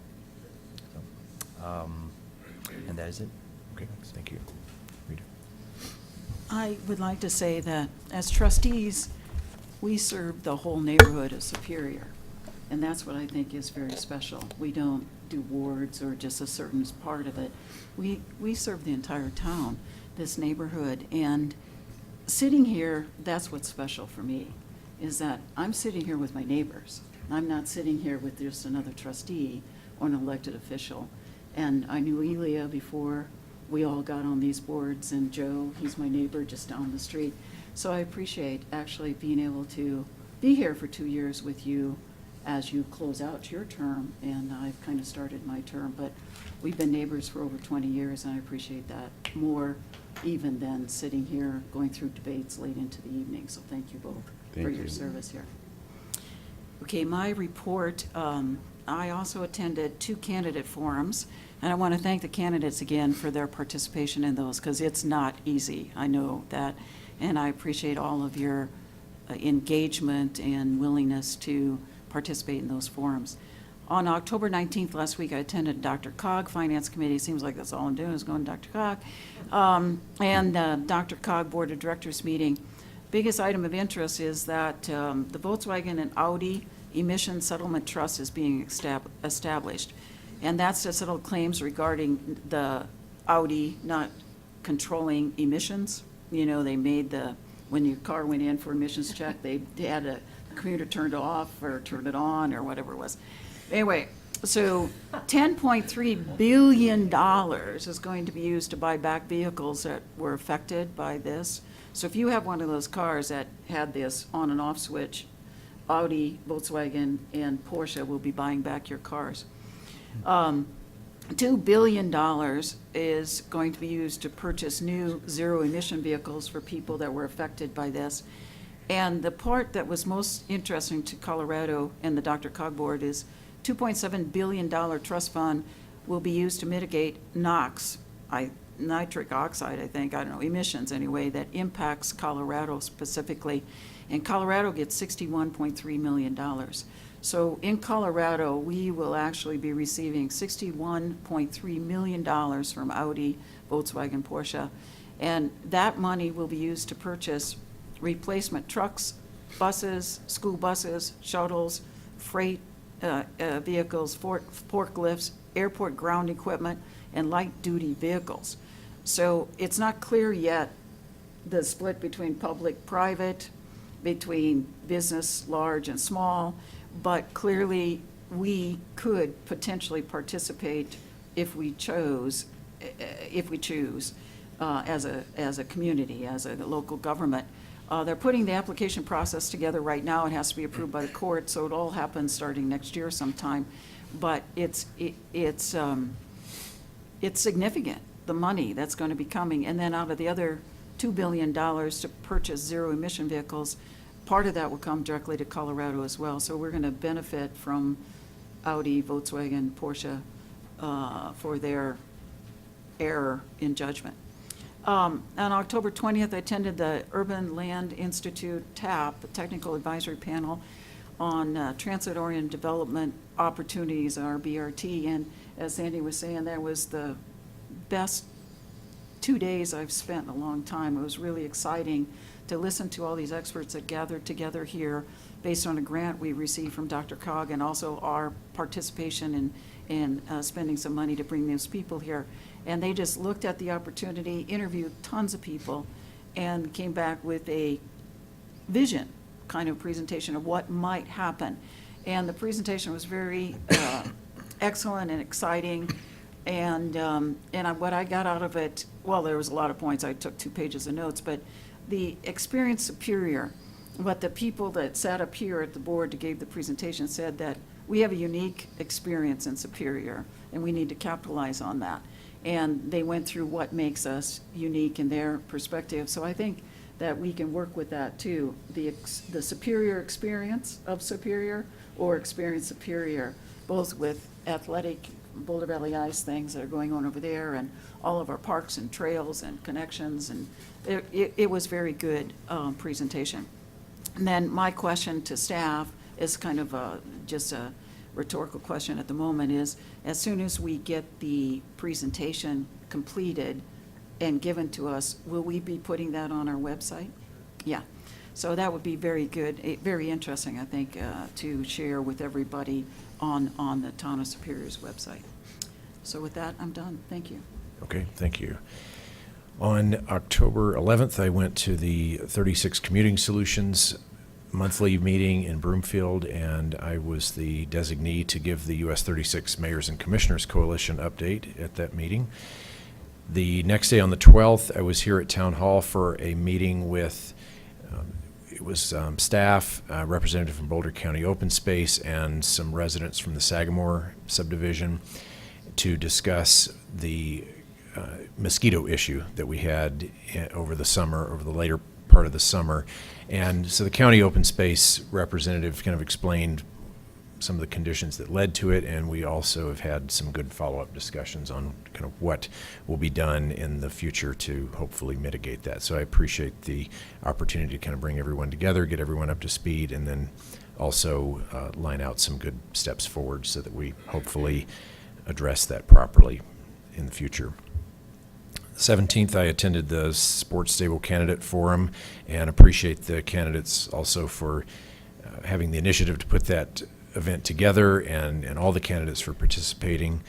And it was also a great opportunity for people to see the sports stable. I heard several people say that that was the first time they'd been in there and to use the community room. On the 20th and 21st, participated in the Urban Land Institute Superior Marketplace Study. You know, the marketplace was built in 97, 98, and that's exactly when I moved to Superior. And so it's almost 20 years old, and there have been a lot of things that have worked well there, and there have been some things that have not worked well. And so I think we as a town need to be proactive about what do we do for the next 20 years and beyond. And that's really what this Urban Land Institute study is all about. So I really look forward to reading the whole report that they generate and sharing that with the whole community and having people have a lot more dialogue on that. Today, I turned in my ballot with Representative Pullitz and Boulder County mayors at an event at CU Boulder. It was in 1989 that I was there as a student and registered to vote for my very first time. And so it was very exciting to go back there and turn in my ballot and vote today. So I encourage everyone to make sure that you get out and vote. A very important election. A couple of announcements to go through. Another reminder that HOV lanes will be switching from HOV 2 to 3, January 1st, 2017. Also effective October 15th, motorcycles can now travel free on the US 36 express lanes and I-25 express lanes without getting a pass. Free travel does not apply to the Northwest Parkway and the Mountain Express lanes. The HOV only cars, so if you're a true HOV purist and you want to have a free pass, they're in the works to get those issued, and they will issue a refund if you've never used your HOV transponder. Halloween is coming up on Monday, and during Chili Fest I had someone come up to me at the mayor's booth and ask if I could change Halloween from Monday to Saturday because it would be better for everyone. And I replied that I didn't know that I could even do that, and but then after having further conversation, it was determined that we wouldn't do that because it would probably result in 2 Halloweens, one on the Saturday when they wanted it, and then the following on Monday because all the people that didn't get the message. So finally, we're having the town is hosting a reception tomorrow evening at 4 to 7 p.m. at the Renaissance Hotel in Broomfield, an opportunity to come by and visit with Trustee Gregoris, Trustee Sorelli, and Trustee Williams, I believe if she's in town. So also want to recognize the service of Trustee Deborah Williams. This would be the technical end of her term as well as trustee on the board, and we really appreciate her service as well. She, of course, retired a little bit early because she moved out of town, but certainly want to recognize her service as well.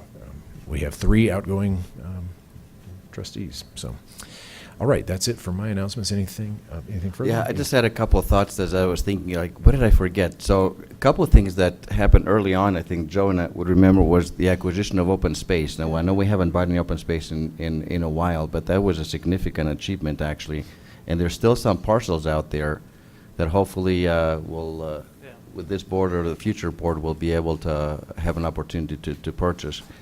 And I'm glad that Patrick is here and Martin, from Parks and Rec. The increase of trail connectivity in Superior has been tremendous. That is one of the greatest achievements, I think, and thanks to staff. I think that is something that, we're connected to literally tens of thousands of acres from our backyard. So that's something that I really appreciate. And I failed to mention one last person I wanted to thank was Heather Craycraft. Chamber of Commerce in Superior is just an amazing entity, and a lot of kudos goes to Heather. And last but not least, we have several citizens in our midst today who are running candidates to potentially become trustees here, and we have a great selection here. I think this town is in good hands, and kudos to you for volunteering and running for this election. I think this is a great place to be, so good luck to all of you. Thank you. All right, anything, Town Manager? Yeah, I just wanted to echo everyone's comments with regard to Elia and Joe. It's been a pleasure to work with both of you, and I've been fortunate to work with you for a number of years now, Joe, when you were on the Planning Commission as well. And I think people that run for the board, it's very time consuming. You take time away from your family and friends, and not a lot of compensation. So I think it's obvious that those run, that they care a lot about the community, and I think it shows with both of you. So I appreciate that. And show your face around Town Hall. I say that every time we get to this point with trustees, and if you want to have lunch, I'm always open for lunch, so just let me know. I think Joe and I may still get involved somehow. We'll find something to do to serve. And I failed to thank my wife for the last 10.5 years. Oh my goodness. Last but certainly not least, for always being so supportive no matter what meetings I had to come to. Some meetings went late. In the old days, we used to go past midnight and come home late. and she's always been supportive, and I really appreciate all your love and support in my families. And thank you, Matt. Well, I need to add the same Yeah. remarks regarding my I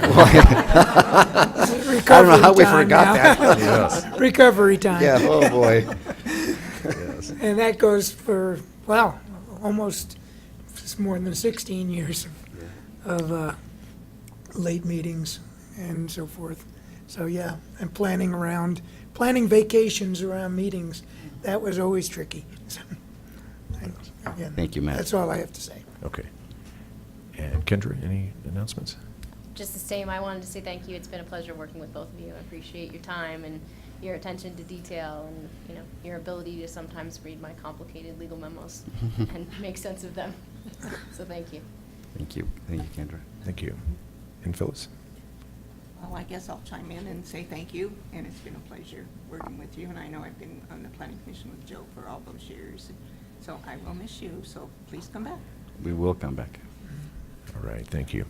All right, now we are at the point of public comment. If you'd like to make any public comment on consent agenda or non-agenda items, now is the opportunity. Just give me a little hand wave and I'll signal you to come up. So Ken, you want to start? Good evening, Ken Lish, OSAC Chair. First and foremost, thank you again to those departing, but as for tonight's agenda goes, we'd like to encourage the board to go ahead and approve the candidate that is up for the OSAC position. It'd be great to have a full committee again. Second, I wanted to discuss the amendment to the 2016 budget that's on the agenda. To go back to the original reason that OSAC was created, it was more or less to advise the board on how to spend the related open space tax revenue that was generated. Even though our responsibilities have grown, that's still the core responsibility that we're responsible for. The $500,000 budget amendment that's in front of you tonight, we never saw. I think it's become a bit of an oversight to make budget adjustments or to push things forward without coming through OSAC. But for us to be able to do a good job for both you and the town, it's important that we be able to actually step in and give our voice and be heard to give you good guidance. For instance, the third bullet that $500,000 relates to is the Coal Creek Crossing trail connection. When this came in front of us not too long ago, it was described to us that this would all be paid for by the developer. We were unaware that we'd have to put in funds from the open space budget, and quite honestly, I don't believe it was on either our or ProStack's top trails to be funded. So I'm not sure it would have been the highest priority for us. So the fact that none of this comes before us means that we don't get a chance to advise you the best way possible. Our hope is that all budget and expenditure decisions related to the open space fund would be presented to OSAC first, and that you could give staff guidance as such, and we as a committee will include it in our ongoing items for the 2017 work plan to make sure that it gets memorialized in our documents as well, but we'd ask that you do the same. Third, OSAC agrees with the staff interpretation that low-speed electronic vehicles should not be on the town's trail system. So we appreciate staff's stance on that, and we agree with them completely. Taking off my OSAC hat now and talking as a neighbor just within the town of Superior, I personally encourage the board not to adopt the ordinance for the low-speed electronic vehicles. I'm fully supportive of the idea behind it and the environmental impacts that it would have. Unfortunately, I don't think it fits our community. The primary destinations that's been talked about is the Safeway shopping center in the Williams Field area. There's no way to get there without being on either Colton or Rock Creek. We already know, if you've either attended or watched the traffic safety committee, the last meeting of the traffic safety committee, that roundabout at 88th is already a concern. I mean, adding golf carts into that mix, I don't think you'd find many people who in our community would support that idea. So unfortunately, even though I love the idea and I think it's a great goal, I think it's kind of a round peg in a square hole sort of situation. So I urge you not to pass that ordinance tonight. Thank you very much. Thank you. Additional public comment? Okay, Peter?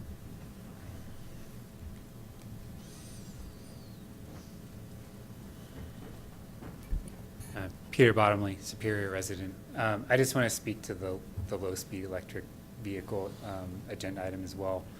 There was a lot of chatter on the CAC list today, so a lot of you trustees probably saw some of the comments just about concerns over the actual, similar to what Ken just said about, the vehicles being on any of the trail systems or the vehicles being on the streets that exceed 25 miles an hour. Just doesn't seem appropriate. Doesn't seem like our community is really conducive because of the climate and some of the layout of the community to the golf cars. I wanted to speak more specifically to a possible HOA concern. As a member of the Rock Creek HOA board, we have not discussed this as an issue, but there is a covenant in the Rock Creek HOA bylaws or declarations that speaks to unsightly articles, and so the storage of a golf car would have to be inside a garage. It doesn't specifically say golf cars in the article, but it mentions pretty much everything else, motorcycles, mopeds, trailers, RVs. I mean, pretty much anything that you could associate. I think it would be pretty clear that a golf car would fall under this article. And the reason why that, to me, would be a concern is that there's already so many cars parked on the street in the Rock Creek neighborhoods that are not being parked in driveways or not being parked in garages, that to further potentially displace vehicles from garages and be putting them in the street is only going to increase the problems of navigating those Rock Creek neighborhood roads, particularly roads like Yarrow Circle, Castle Peak. I mean, that is already a maze. To be potentially putting more cars and also potentially adding the mix of golf cars into that weave around all the parked cars, it just does not seem like a good idea. So that's my thought. Okay, thank you. Additional public comment? All right, seeing none, we'll move on to presentations. We have the Boulder County Youth Corps here this evening.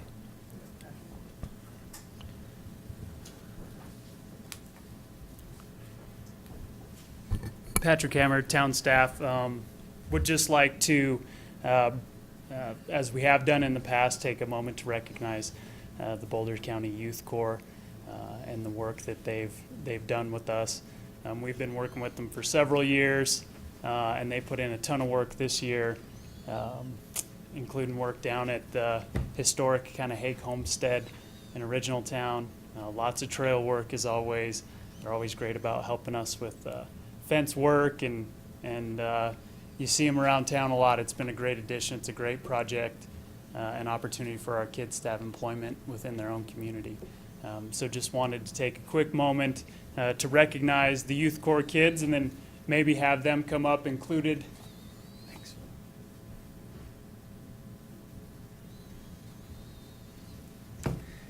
I'll just read off each name, and maybe as your name, I know we're not all here, but if you guys want to kind of come and stand up, then we'll maybe do a round of applause and quick picture. So the first one is Emma. We have Nate. Dawson. There we go. Camille.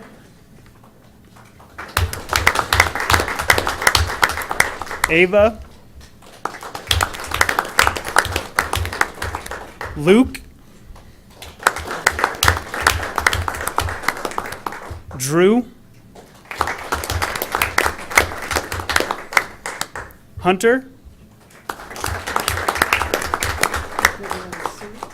Adam.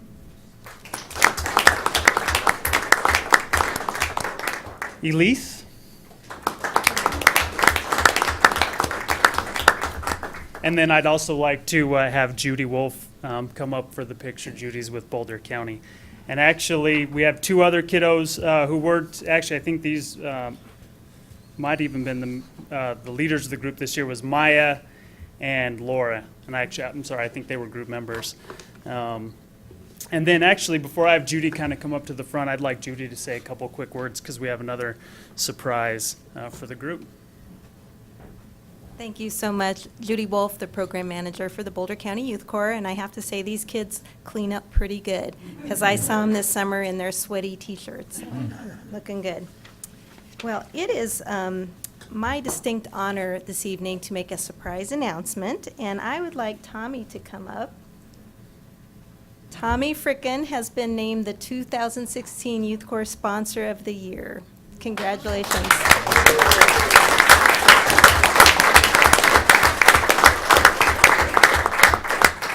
We are totally surprising Tommy with this. So Tommy, you were nominated for your outstanding commitment to and enthusiasm for mentoring and working with the Corps members and leaders in our program. You were nominated by your team leaders, Emma and Nate, and together they have an impressive 10 years in the Youth Corps between the two of them. They said that you were an excellent sponsor for many reasons. First and foremost, they appreciated how well you planned all of the team's projects. They also appreciated how you made time in your busy schedule to visit the team almost every day. They added that it was really helpful to get moved around from project to project to sort of break up some of those longer, maybe more tedious projects. And finally, they expressed thanks for your positive attitude, and they said that you were very relatable for the Corps members. Do you guys agree? Yeah, awesome. So Tommy, you now join the ranks of all the other winners over the year, and I hope that I can continue to work with you in the Youth Corps for many years to come. I have a few gifts for you, and your name has been added to a plaque that hangs in the Youth Corps office, so congratulations. That's awesome.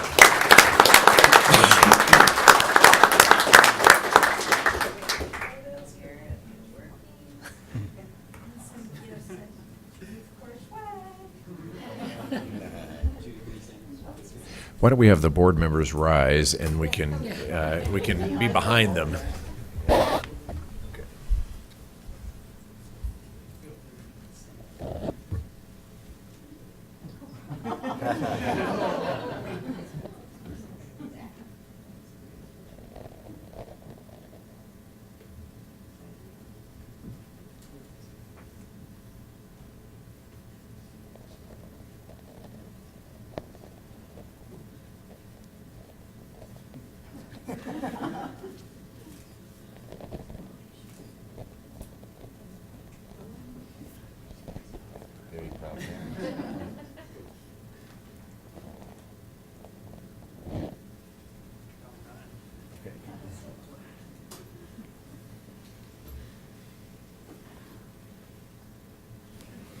All without a flash. Good job.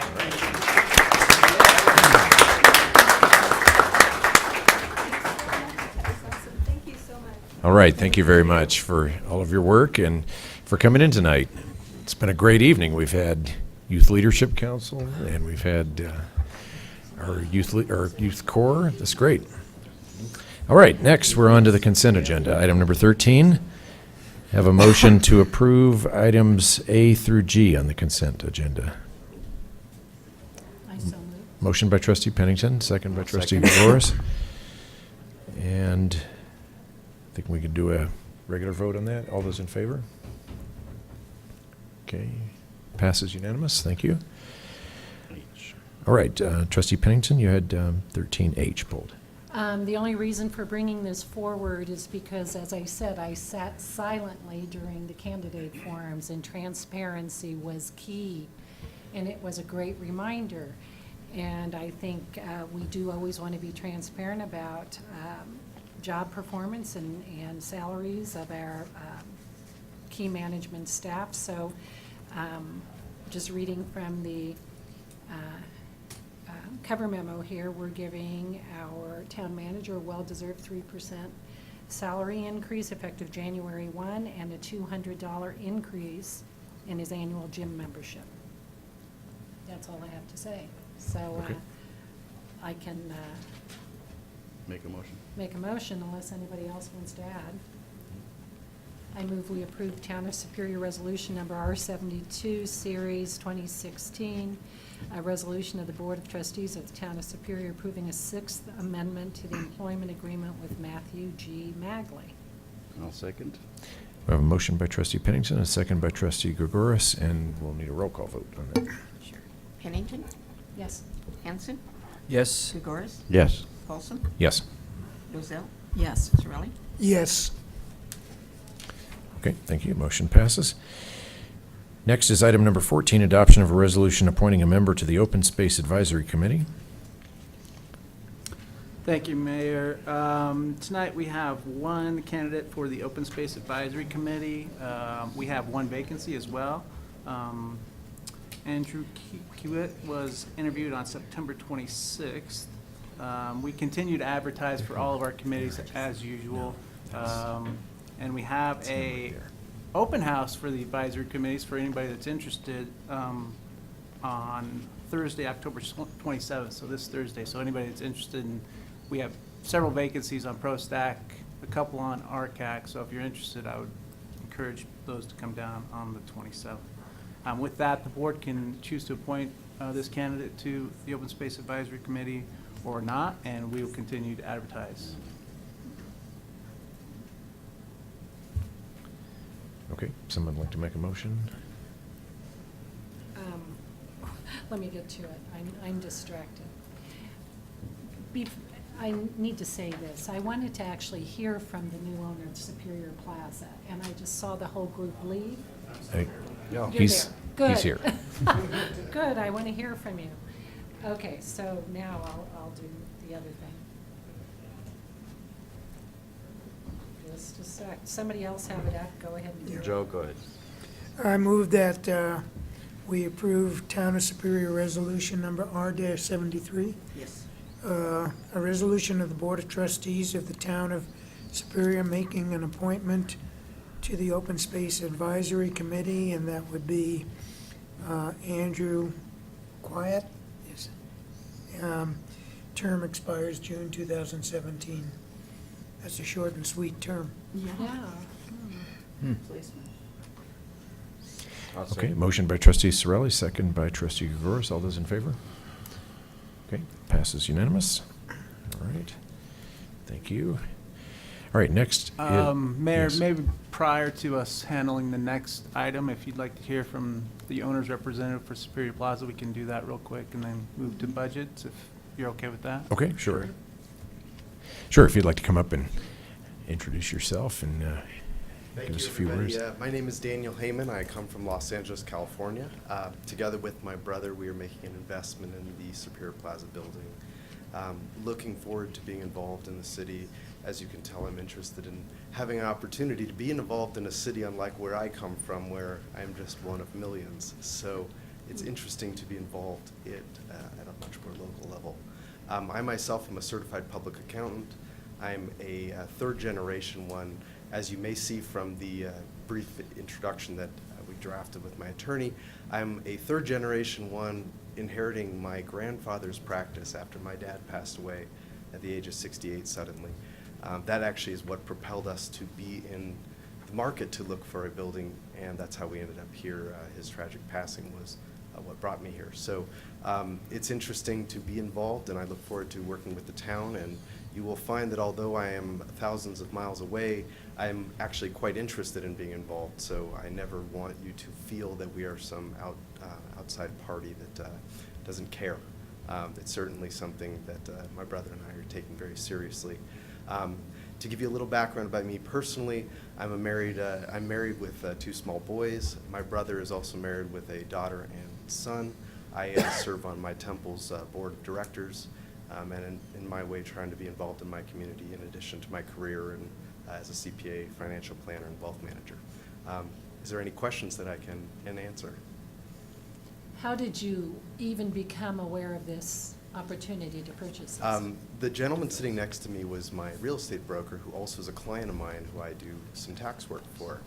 And in the process of talking to him about what we were doing on a sale that we had of a residence my grandparents bought about 42 years ago, started talking, and he mentioned, hey, you should look in Denver. And so he's actually from Denver, or I'm not actually sure the exact community he's from. He has a ranch out here. And he himself grew up out here. And he lives in Palo Alto, actually, which is near where my brother lives in San Mateo, near San Francisco. And so we ultimately decided to work together, and that's how we ended up here. Oh, wow. Mhm. What part of LA? I grew up in Santa Monica. So. I'm living in Encino myself, Oh, okay. and I grew up in Sherman Oaks. What part of San Bernardino County are you guys have assets? Oh, that we had an asset in Ontario. Sure. My long story, probably about 60 years ago, my grandfather was the CPA in Los Angeles for linen supply businesses. So the those types of businesses would deliver garments, washed on a regular basis for, say, auto dealers or manufacturing plants. And he ended up buying a linen supply business that had a property out there. Okay. So we ultimately just sold that building. It was kind of the worst thing you could imagine. Everything that went wrong could have gone wrong there. It was vacant for years. The copper wiring was stolen out of it, things like that. So we wanted to find a much higher grade asset. We found one. Hopefully you So- did, yes. Yes, I think so. So, So when are we going to convince you to move out here to Colorado? so my brother today says to me, when are we buying something out here to live? Because we both, of course, are oppressed by taxes in the state of Mhm. California.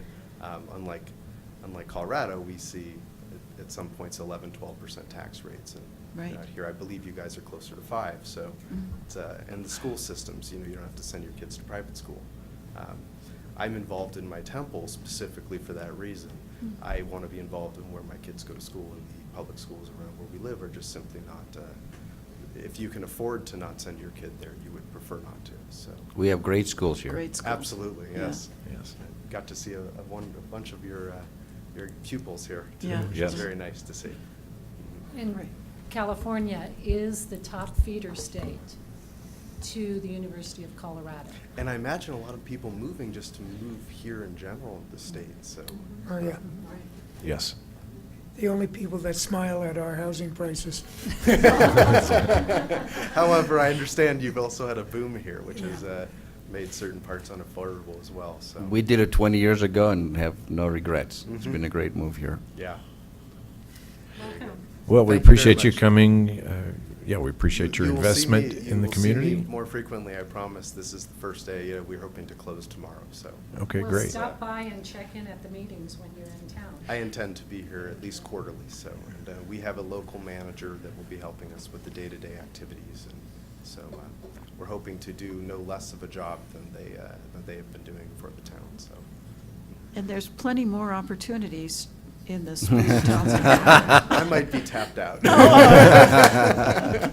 But you may know people. Yeah, Indeed, you indeed, know indeed. people that know people. I'd Yes. love to learn more about that, frankly. I did get to meet one of the planners involved, and I unfortunately can't remember his name, but Stephen?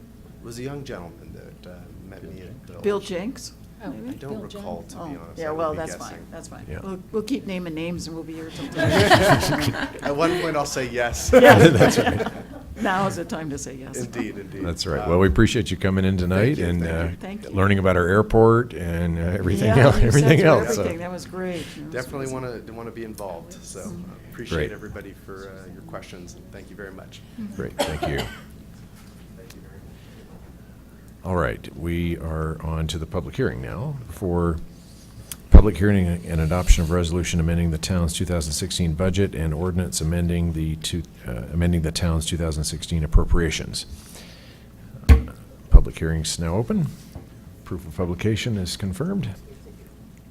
Thank you. Thank you, Mayor. I'll have Paul Nils come up and give just a brief overview of the amendment. Typically, we do these at the end of the year.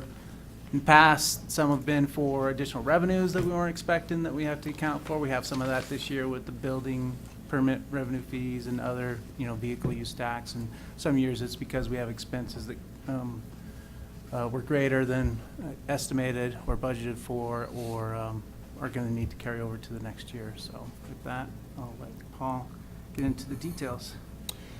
Thank you, Mr. Magley, Paul Nellis, town staff. Some additional background for both this public hearing and the subsequent public hearing on the SMD #1 budget amendment. We had discussed and incorporated all these particular items within the 2017 budget. So, to some degree, the board should be aware of them. As the manager had noted, these are really procedural items. They're to ensure by state statute that our budget appropriation is greater than our budgeted expenditures. So we have, for the first item for your consideration for the public hearing for the general fund budget amendment, are generally 3 items. One is which collectively total about $1.1 million. Again, adequate revenues, either revenues or reserves for these particular expenses. The first item is what we call the general fund. There is proposed a $600,000 budget amendment in the general fund. The lion's share of that is associated, as the manager mentioned, with the CenterPoint development. What we need to reflect here is we have the sale of the property, and then conversely, we have some improvements on the eastern side of the property. So these improvements, they're large enough that they need to be expended out of our capital project fund. So what we need to do is essentially transfer the proceeds money to the capital project fund to pay for those particular improvements. More of an accounting transaction than anything else. Additionally, the board a month or so ago approved an enhanced level of service for snow removal activities. So we have a slight, roughly $40,000 budget adjustment for a 4th vehicle for snow removal services. Again, factored into this year's expenditures as well as future years' budgets. And then the final item is a little bit higher than anticipated building inspection costs associated with the building activity around town. And these expenses are more than offset by building inspection or plan check and permit fee revenues. Where is that reflected, Paul? That building inspection? I'm looking at the table you have on page 2.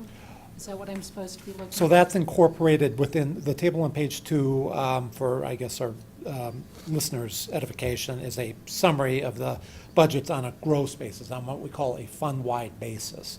So that would be incorporated in the $600,000 increase in the general fund. Okay. The detail of that, Trustee Pennington, is on the first page. In the narrative, about halfway down, we'll get into the individual items. And I did not include the dollar amounts within those particular items, but the third bullet on the first page, under the narrative of the $600,000 budget amendment, is the building inspection costs, and that was about $25,000 higher than budgeted, again, offset by revenues. The 2 other budget amendments in the town's budget in these particular funds, one is in what we call our landscape fee fund. Generally, this is a good story in that Mr. Hammer and his staff, were very aggressive, completed the El Dorado K-8 park really a little bit before we had planned to, and they are already beginning maintenance expenses associated with that park, predominantly watering and some landscape maintenance expenses. So it's reflecting those particular costs for the last quarter of this year. And then the last component of the budget amendment is an increase in the open space fund. I know there was some dialogue earlier this evening, but the particular projects associated with that budget amendment were acceleration of some trail design and potentially even trail construction this year in 2016. That was about $50,000 of that particular budget. The town is also looking at design and installation of an irrigation system of the property due north of the Waterford development, I think what some people call the buffer property with the Superior Town Center. And the final component of the open space budget amendment is completion of the trail segment from Remington to Single Tree Trail. Apparently the county is doing a portion of that particular trail project, but the town is responsible for part of that. So apply a number, please, to the buffer irrigation system. $300,000. And so I need somebody to tell me whether or not this was always anticipated as an expensive, and if not, if it was, why was it not budgeted for? As far as the irrigation, there's always been anticipated that there's going to need to be an irrigation system in that area, not only to maintain. We went with an enhanced seed mix when we reseeded it. Right. So it's more of a has more of a grass look to it, even Right. though it's not what you see throughout town usually. And then when the shrubs and trees and get planted, we'll need to make sure that those have irrigation Why is system it for an anomaly here is what's confusing me. Why Well, was- this is an anticipated cost for the irrigation system. Right now, it's just being designed. Nothing has been installed at this point.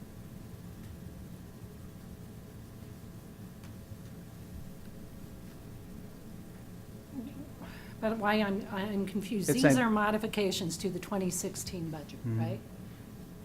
That's correct. So have we already incurred this, 300,000? We anticipate by the end of the year, we will have.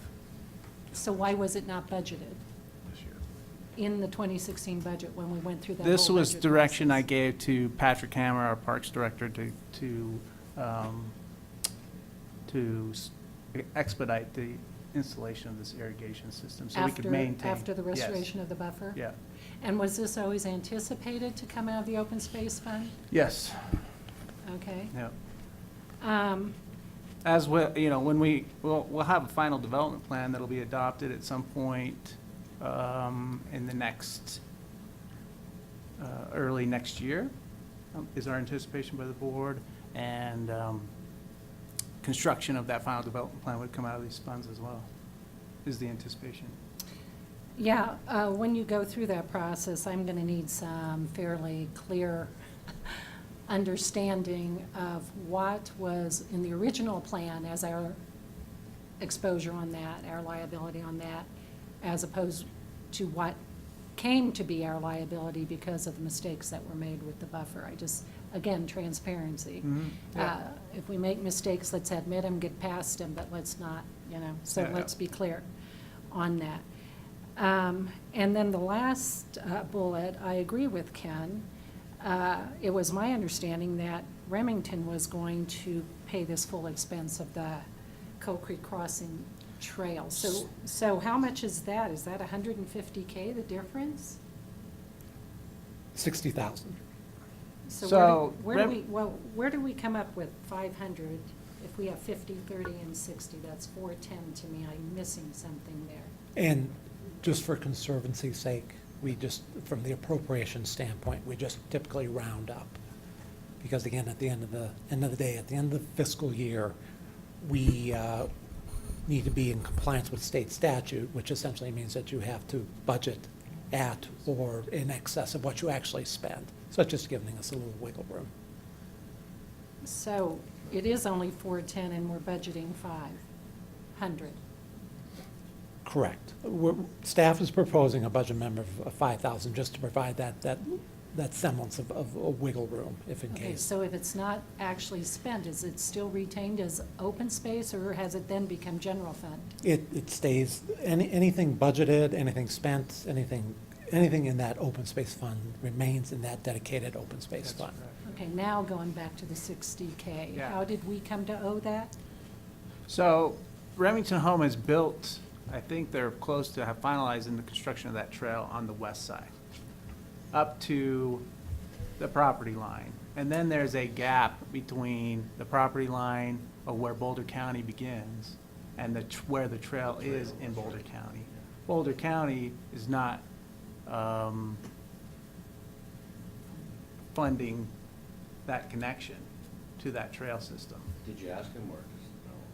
Yeah, it's something that the town wants to connect our trail system and this new development to their trail system. They're allowing us to make that trail connection through their property, but they're not going to fund it. The final development plan for Remington Homes, Coal Creek Crossing, the extent of their improvements is to the property line of the town. So we have this gap. So I totally agree with the chairman of the Open Space Committee. I hope we can always, they just had a meeting last Wednesday, and I prefer they not be surprised. It would have, this, I think, would have been a fairly perfunctory discussion with them. So I would like to, just as a matter of course, make sure if stuff is coming Well, out and of the this- open space. Yeah, I would agree, and this gap can still be taken to the advisory committee for comment and recommendation to the board. Well, all of Because this.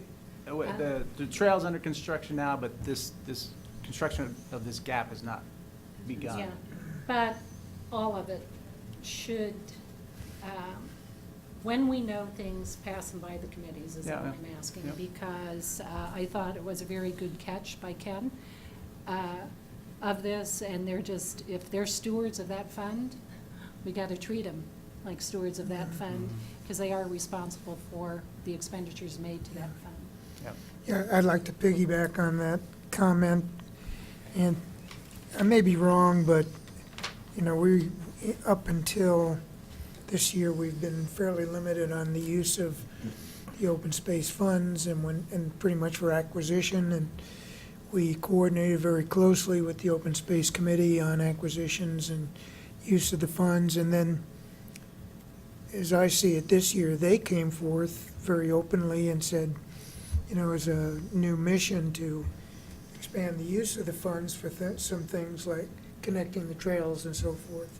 But I think we shouldn't overlook the need to coordinate with them on the use of their funds. I mean, that's, I think, I support that recommendation.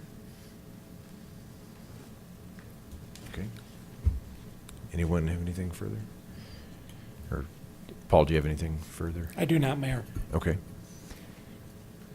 All right, if there's nothing further from the board, entertain any public comment on this agenda item? If there's anyone in the public like to make any comment, go ahead.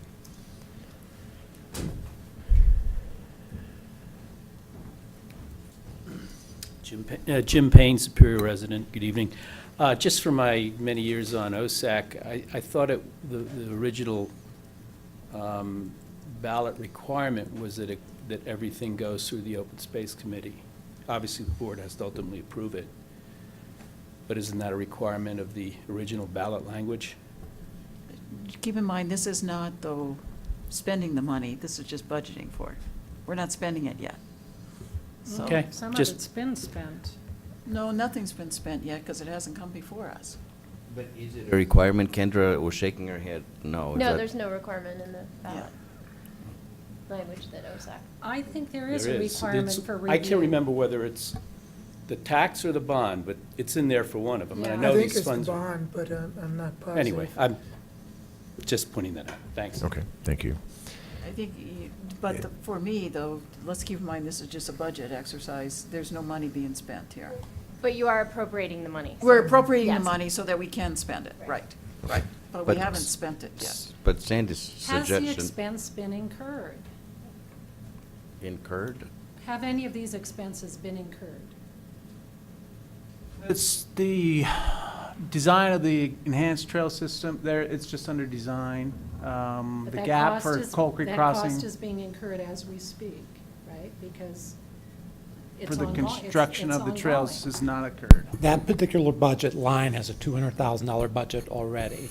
We're proposing for that particular line for an additional $50,000 in Right. that So line. the cost is being incurred as we speak, because we have that process in place right now. Well, we had an original budget in place that was approved last year, Oh. that $200,000 It's budget. sort of semantics here.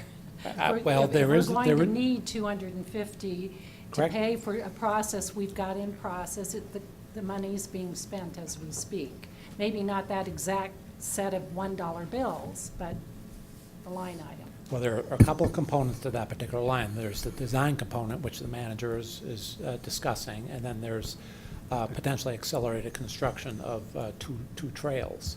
And those contracts have not been approved, and that construction has not begun. I understand that. Okay? Okay, Hi, Patricia Dunham, 3574 here on Peak. I am also the vice chair of the Open Space Committee and a candidate for trustee, just to be clear.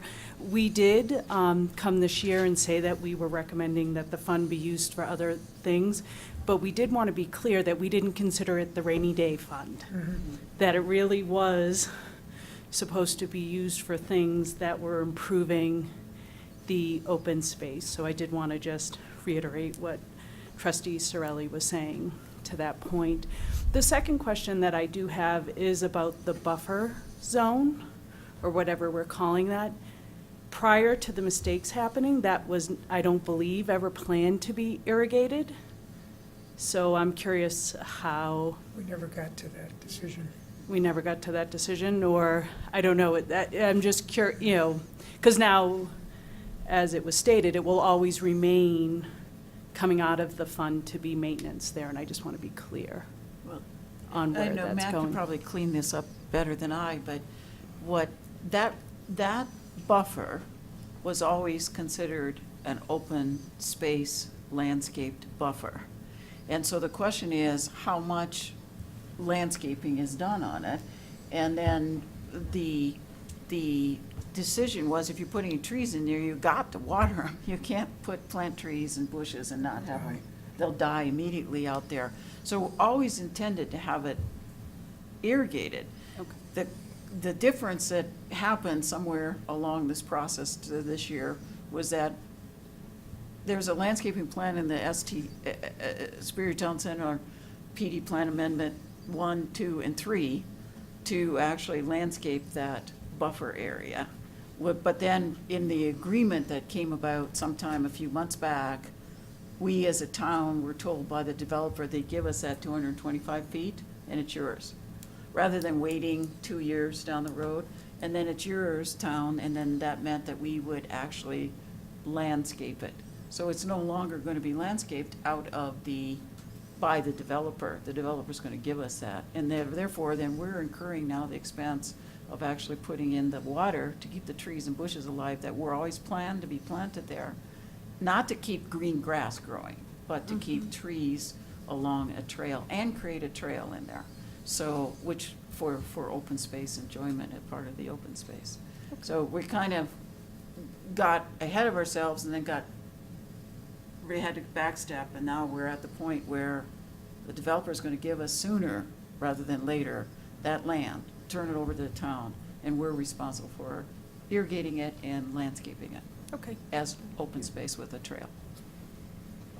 Does that pretty much sum it up? Okay.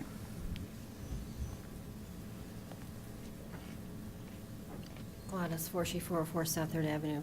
Is that buffer finally returned the way that the residents want it, since that has been built back up, before you go and spend all this money for landscaping and everything?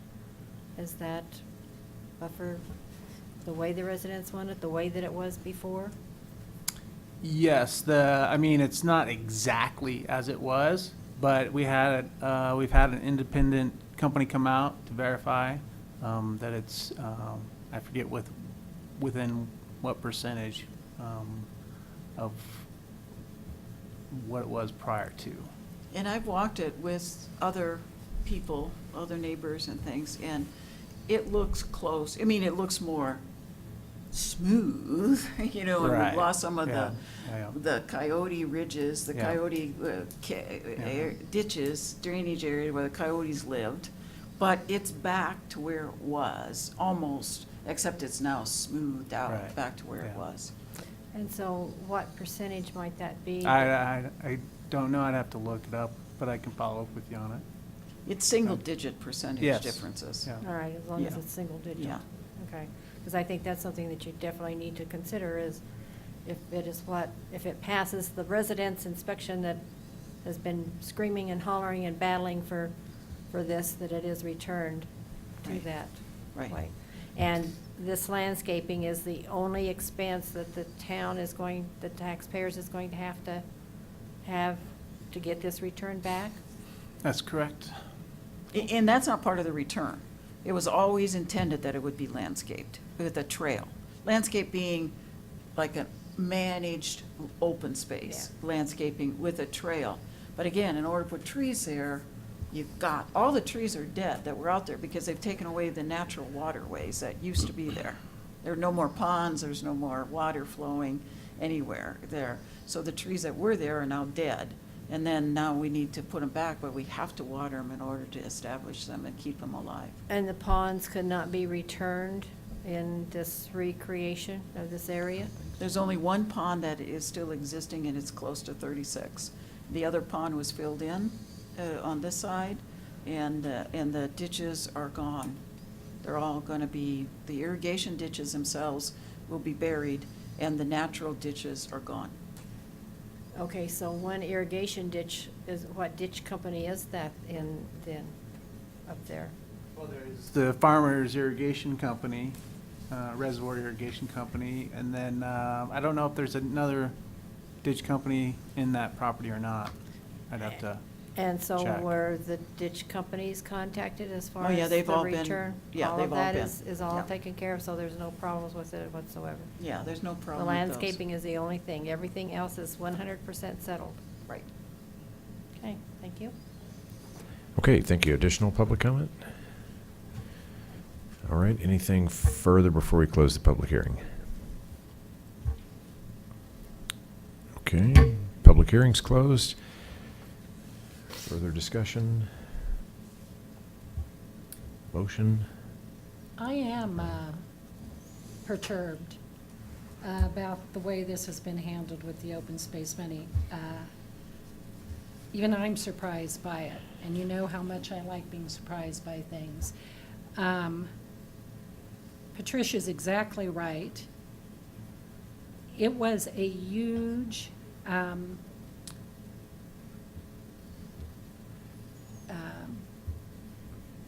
change, if you will. When Open Space acknowledged that they don't have a lot of open space to buy and said, we will loosen up some funds for enhancing these trail connections. It's just a huge shift, if you will. And I think we owe this group the courtesy of pre-vetting these ideas and not taking them or their liaison by surprise. So I'm going to be voting against this. Okay. Anything further? I'll just make a comment. Okay. We talk about a lot of things up here throughout, just think about all the things we talked about just tonight. And we talked about it in the budgets, we've talked about it over the last 2 years that I've been here about like the irrigation and the buffer. I'm not always on top of where the money moves, and when it moves from here to there, but we've talked about all these things. And maybe this is another example of where we need to do a better job of chronologically or documenting when we have these discussions and the flow of how that happens. And so, I hear the frustration, but I also say, we've talked about all these things. The money that we were gonna spend for these very things, where it was gonna fit in, I thought it was gonna be in the 2017 budget, but I understand why you're moving it into the 2016 budget, because we're doing it now. But we talked about it in the budget meeting, so I hear the frustration. I think we need to figure out a way to better document, because I think about also how Stephen Williams and, your staff are doing a really good job when we get an FDP in front of us, saying this is what happened, kind of in a chronological timeline. And I don't want to go through a lot of work, but maybe for some of us that don't have such a good memory or a photographic memory of all of this stuff, maybe we can do just a little bit better job of, and making sure everybody has talked about it. This is a reminder, and we need reminders occasionally to remember we have citizen advisory groups for a reason, and we need to deliberately include them as necessary. And OSAC just had a meeting, the second Wednesday of the month. And so there was time to have it go to them as a matter of courtesy and for discussion before we got here today. And so I'm not going to dog it anymore. That's what I asked to happen. And, I'm grateful for the discussion. Mhm. Okay, would someone like to make a motion? Sure. I'd like to make a motion, Town of Superior Resolution Number R-74, Series 2016, a resolution of the Board of Trustees of the Town of Superior approving a supplemental budget for fiscal year 2016. Okay, we have a motion by Mayor Pro Tem Hanson. Second by Trustee Sorelli. Roll call vote.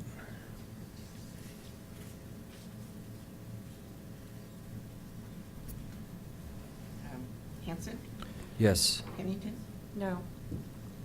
Sorelli, Yes. Rozell, Yes. Folsom, Yes. Goris. I'm going to vote no for the same reasons as Trustee Pennington. Okay. Motion passes. And we're on to item number 16. No, there's an ordinance. Ordinance, yeah. I'm sorry. Yeah, there's an ordinance too. Let me read that. For 15? Yes. Do you want me to read that? Go ahead. Yeah. I'd like to make a motion of Town of Superior Ordinance Number O-6, Series 2016, an ordinance of the Board of Trustees of the Town of Superior approving supplemental appropriations for fiscal year 2016. Motion by Mayor Pro Tem Hanson. Second by Trustee Sorelli. Roll call. Folsom, Yes. Rozell, Yes. Sorelli, Yes. Goris, Yes. Hanson, Yes. Pennington. No. Thank you. Motion passes. All right, is that it for item number 15? Okay, we're on to item number 16, public hearing and adoption of a resolution amending the Superior Metropolitan District Number 1, 2016 budget and appropriations. Public hearing's now open. Proof of publication is confirmed. Thank you. Mayor and Board, Paul Nellis, Town staff, one item here for your consideration for the Superior Metropolitan District Number 1, 2016 budget. It is a budget amendment for a water capital project. This was a project which was initially planned in 2015. The initial appropriation happened in 2015. The actual work was not completed in full until 2016. This was a major rebuild of our non-potable water system, primarily our pumping system, and some degree some of our piping system in and around Purple Park. This was a project you saw this summer with the huge hole next to Purple Park, the construction of a new vault. So it's just recognizing that the funds which were originally budgeted in 15 were effectively spent in 16.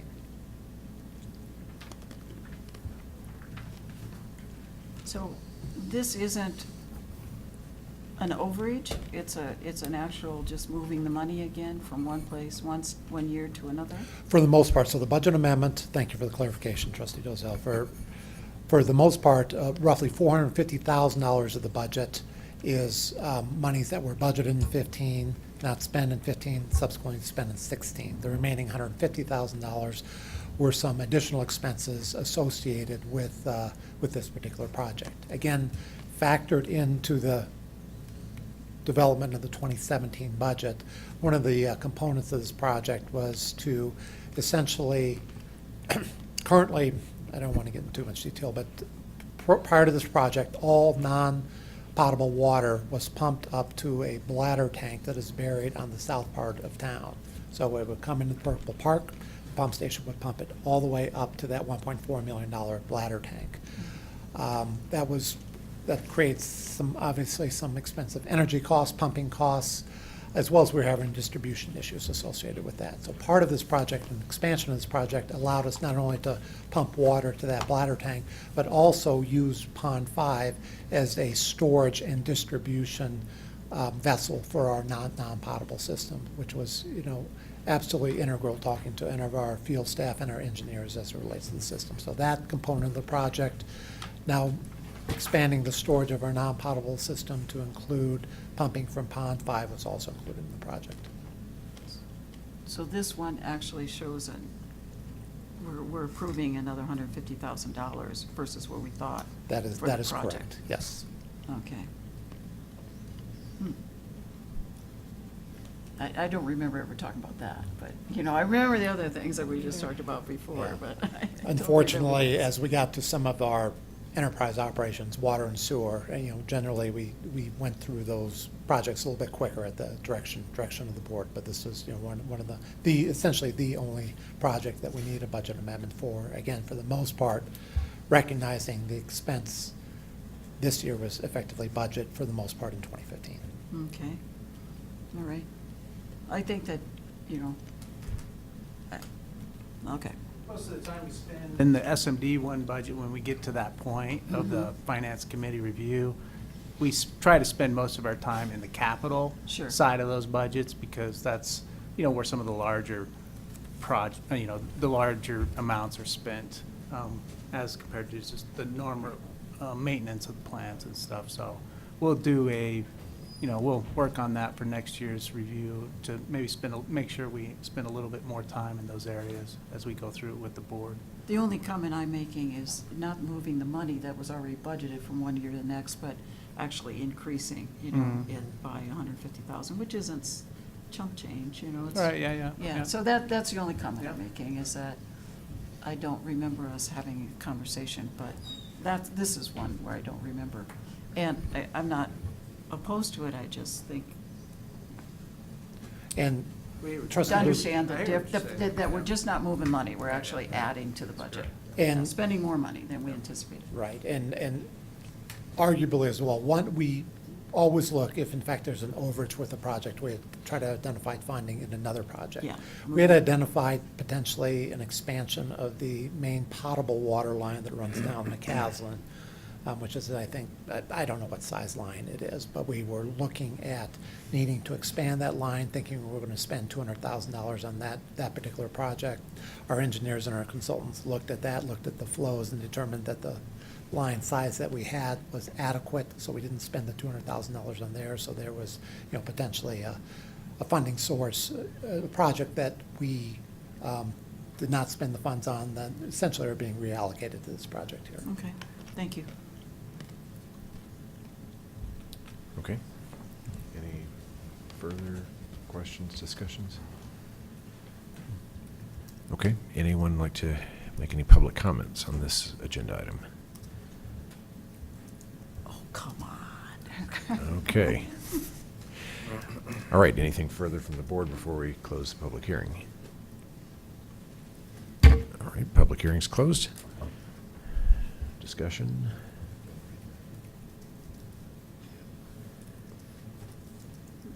I'm going to let somebody else take this one. Any discussion?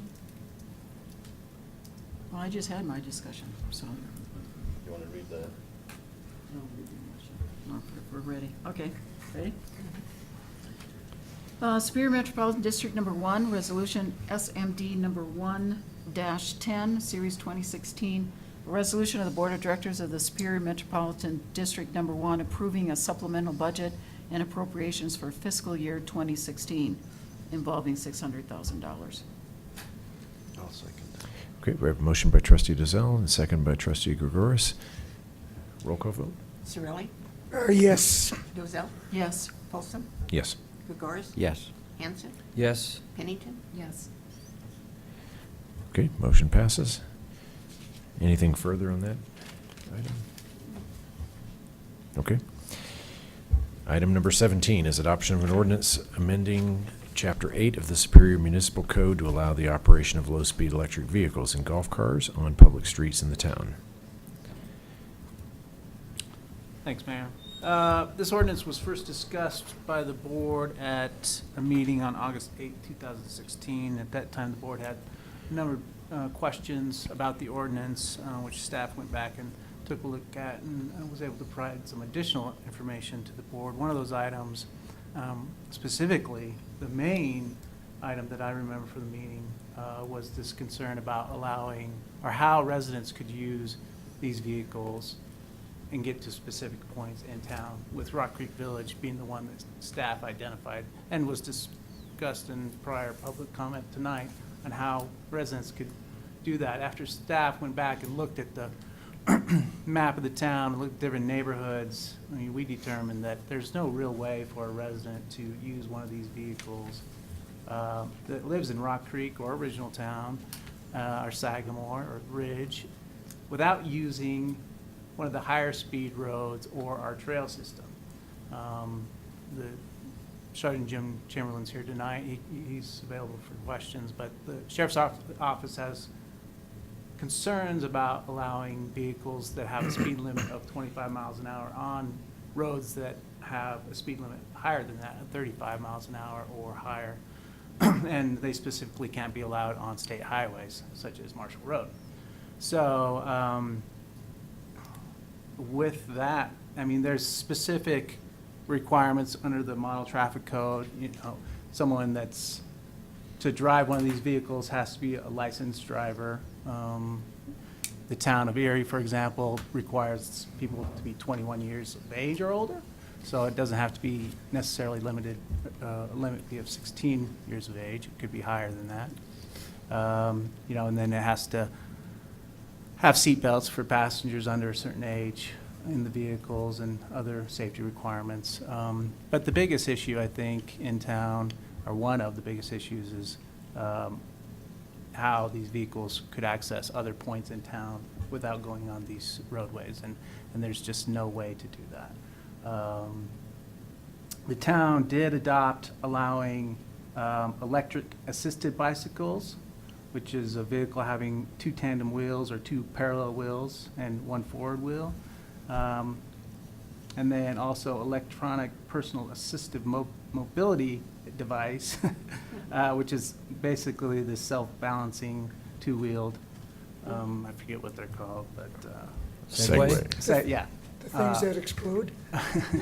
No, those are the. That's Galaxy. The hover. Those That's a are hoverboard. the hoverboard. Or a Samsung phone. Back in 2009, that was adopted to allow those electric vehicles. I don't see a lot of those. We don't see a lot of I those, don't see a no. lot of those throughout town either, but. On the streets or? Yes. On our streets, okay.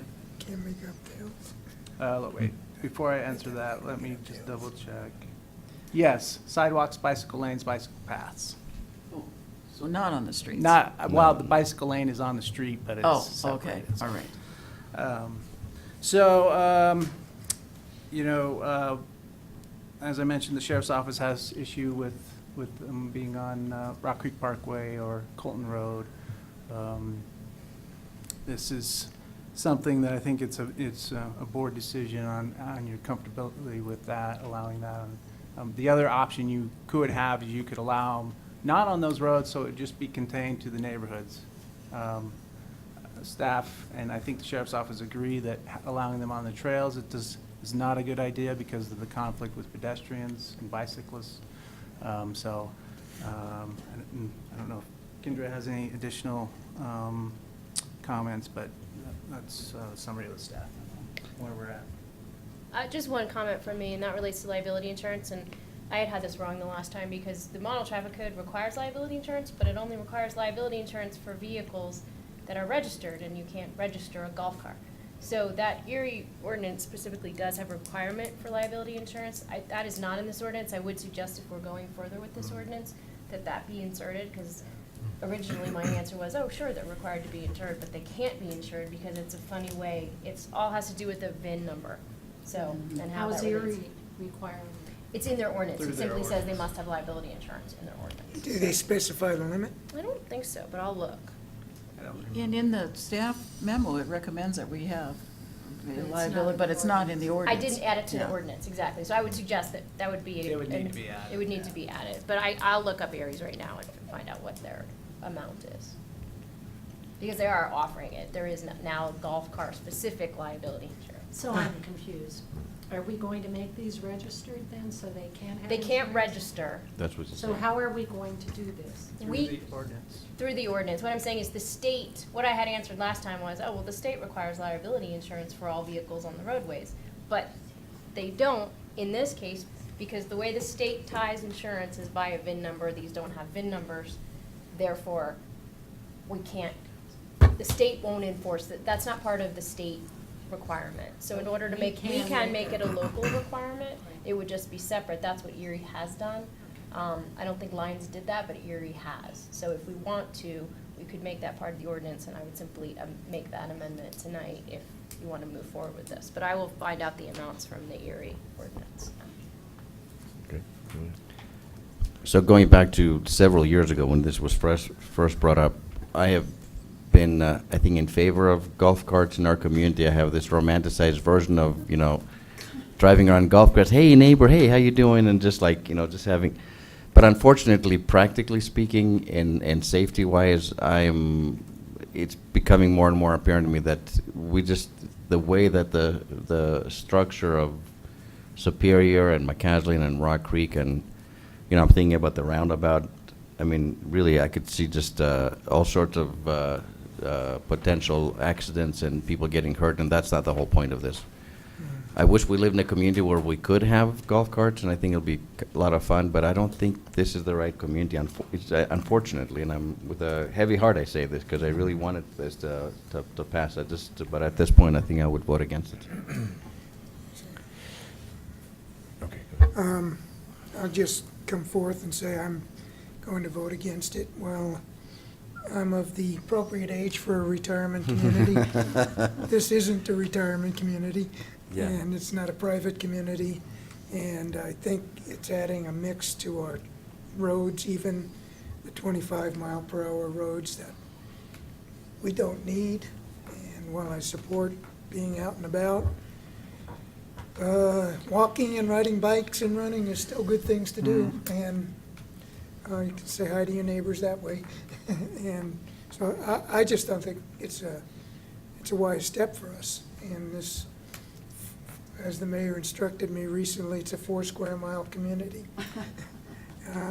with a lot of potential traffic issues, and I don't think I don't want to add to the mix. So I'll just throw my 2 cents in. I was revisiting the 2014 transportation plan today, and that is where I do remember past discussion of this. There were some questions today and previously about, well, where did this come from? Why is this here before us in August and now? And I do remember going through the 2014 transportation plan when I was on the Planning Commission, and there was discussion about golf cars at the time, and we even, a couple of us even pushed for that language to be put into this policy 81A, alternative modes of transportation. So it has been considered,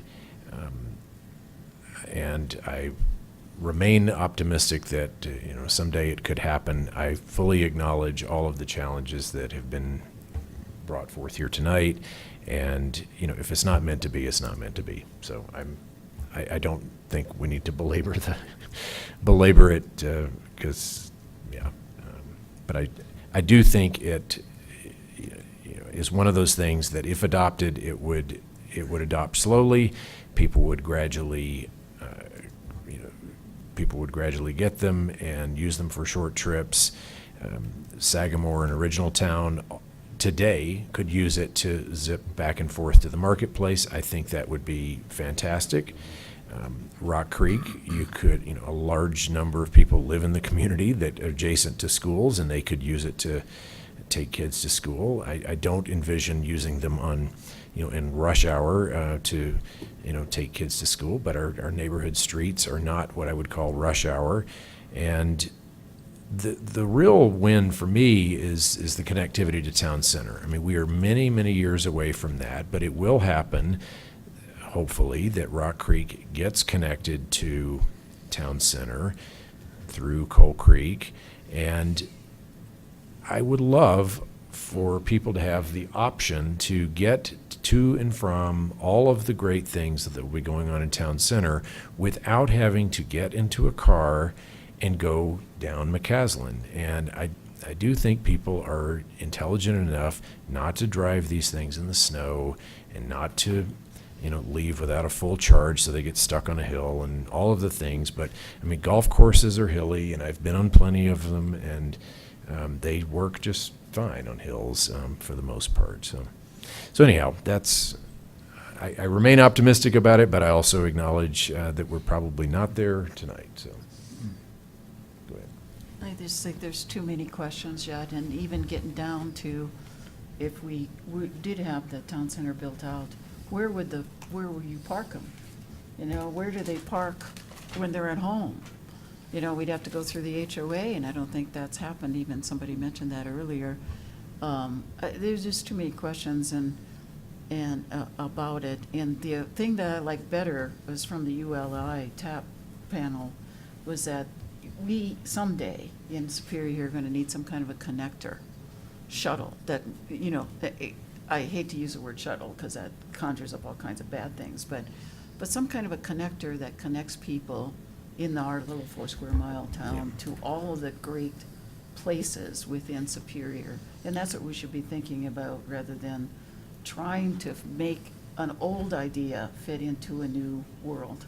And that's what I think is what we need to figure out, a way to move people more rapidly, not 2 at a time, but more at a time, and get them through the different places in But you know, Superior. when they mentioned that part about the shuttle, I immediately went to the Flatiron Crossing Mall. And if Yeah. those of you who've been around for long enough for the great Flatiron Mall shuttle, Right. that was It was a little train. envisioned Yeah. to Zippy. move It people was zippy. swiftly around the Zippy. shopping mall. It was a complete flop.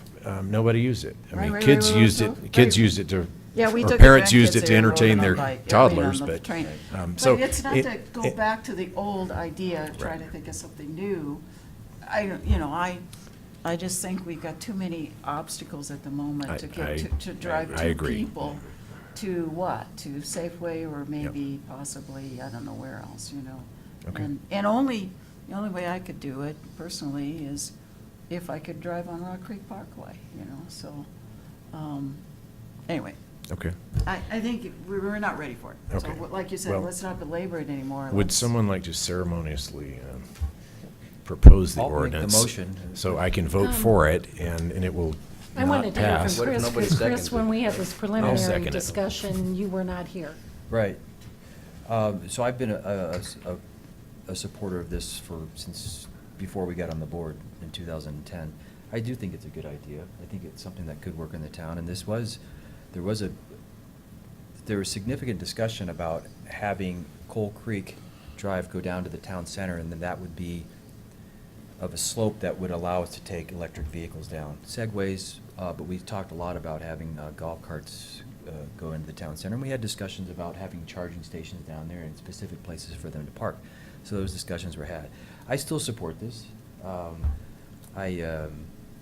I don't support the plan the way it looks now, because I don't recommend that we take them on Rock Creek Parkway and Colton Road.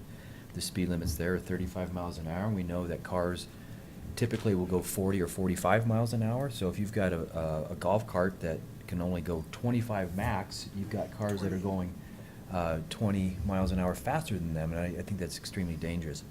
So it does limit the ability to get around town. But I would, when my kids were at Superior Elementary School, absolutely would take them to school in this golf cart. Not just fun, but it's convenient. I think it would be good, but I probably wouldn't buy a golf cart because I have nowhere to put it, and it's not gonna sit in my driveway, it's not gonna sit on the street, you're not gonna leave it out at night. That's just asking for, high school kids to do something that you really don't want. If we limited it to just in the neighborhoods, yeah, I would absolutely vote for this. I think it's a good thing, and I don't think it's gonna be a danger, but I certainly don't support having it on Rock Creek Parkway or any of the roads, and don't support it being on the bike paths. So there's really no way for my subdivision to get to Safeway, or to get to the parks that we go and use a lot. Maybe Purple Park, but not Community Park. So it would be limited. I probably wouldn't do it, but I do support it. Yeah. I guess on my closing thought on the safety issue, I mean, there are very small, lower speed mopeds that are perfectly legal to use today, and I think they are much more of a risk to people's personal safety than a golf cart would be. So I could actually support use of it on Rock Creek Parkway in Colton, because I think people are not going to use that primarily. They're going to use it, on a very limited basis. So I think they're no more of a risk, if not less of a risk, than some of these teeny tiny mopeds that I see kids 16, Well, no, go a riding step around. further. There's actually, in our neighborhood, and I guess I don't really have a total problem with it, but there are kids that are 10, 11 years old on these what do they call them, pocket bikes? That go 15, 20 they're miles an hour. battery-operated, yes. And they're Yes. on the sidewalks, they're down the street.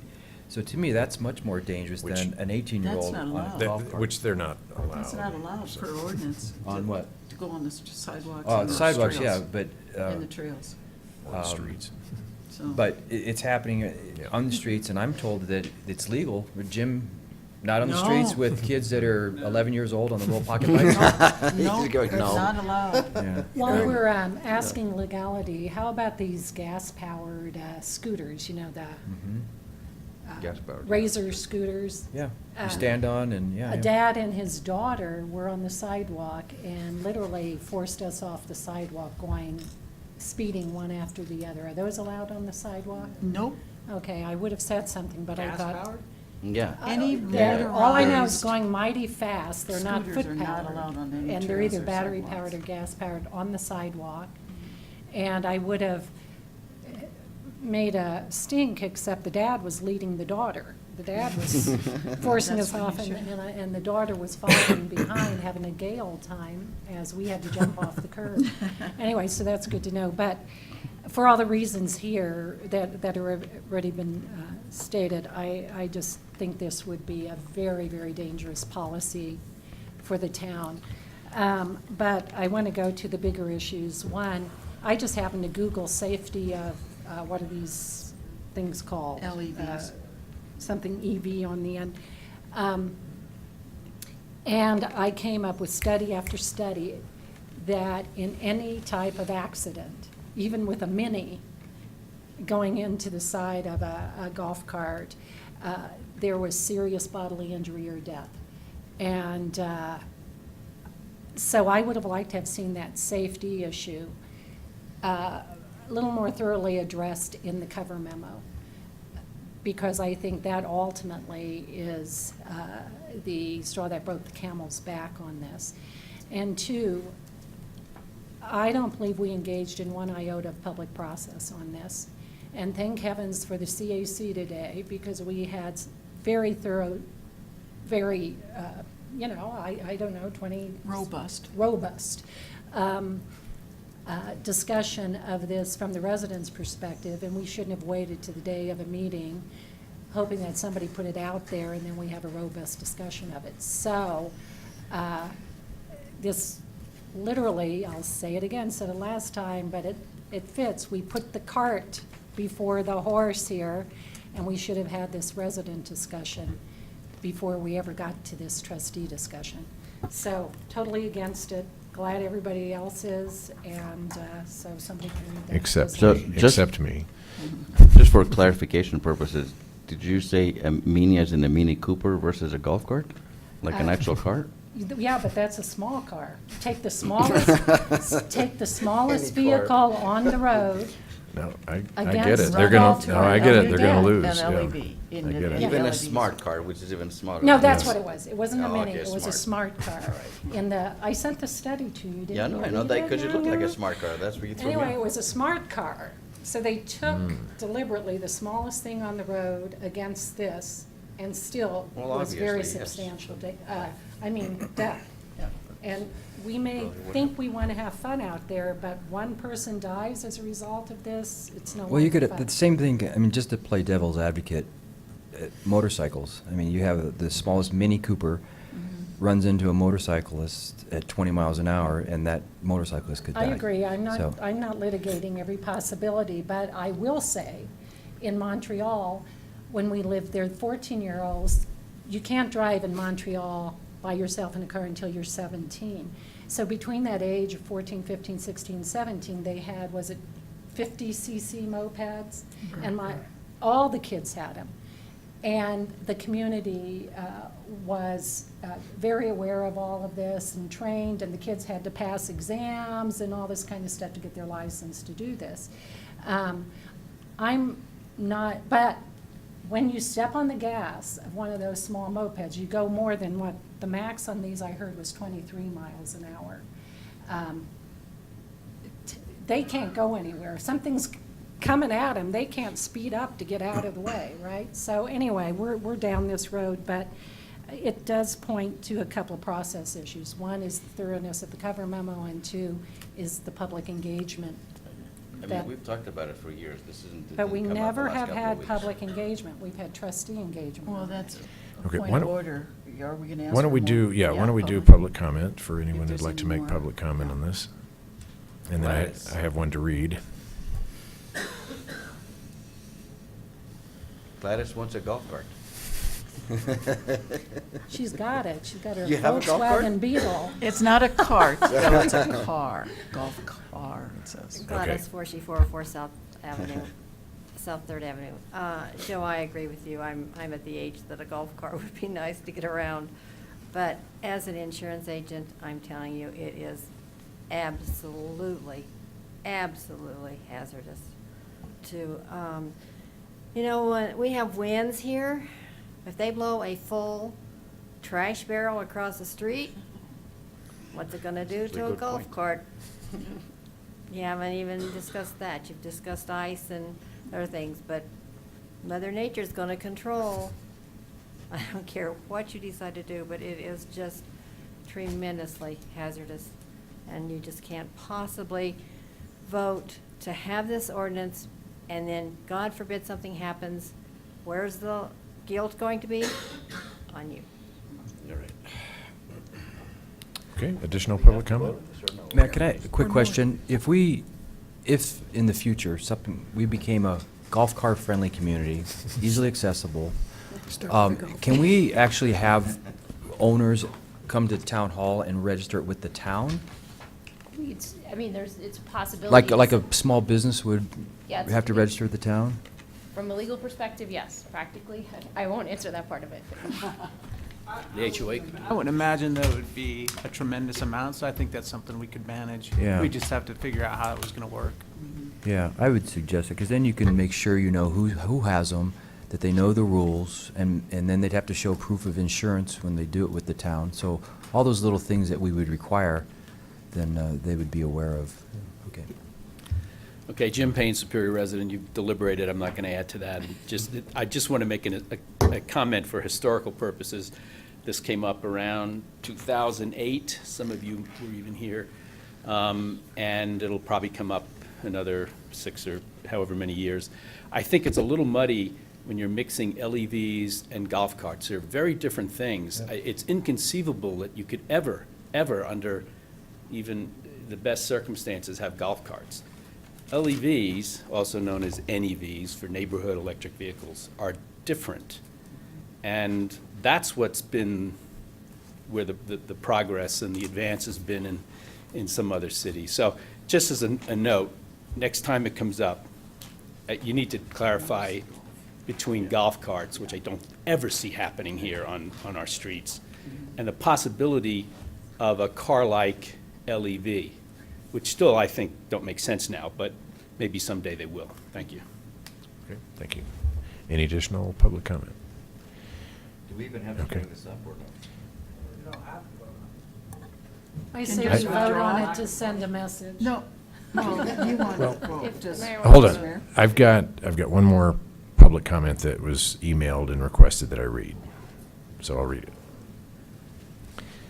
Dear Mayors and Trustees, I'm unable to attend this evening's Board of Trustees meeting. According to the agenda for this evening's meeting, possible approval of an ordinance permitting golf carts on the streets of Superior will be discussed at the end of the meeting. Regardless of one's support or non-support for legalizing golf carts in Superior, we have yet again failed to provide adequate process and resident input for the concept. I can find no documentation of this being discussed by other committees, ProStac, OSAC, Transportation, etc. If this has been discussed by any town or committee, Town of Superior committee, then please ask the representatives to report their findings to the Board of Trustees. Likewise, I cannot seem to find where the concept of golf cars in Superior has originated. There's nothing mentioned on the town's website and scant mentioned anywhere on social media. Again, I do not ask these next questions rhetorically. From where did the concept originate, and how is it repeatedly on the agenda when there are many other more important issues that without residents' insistence would not be discussed at the Board of Trustees meeting?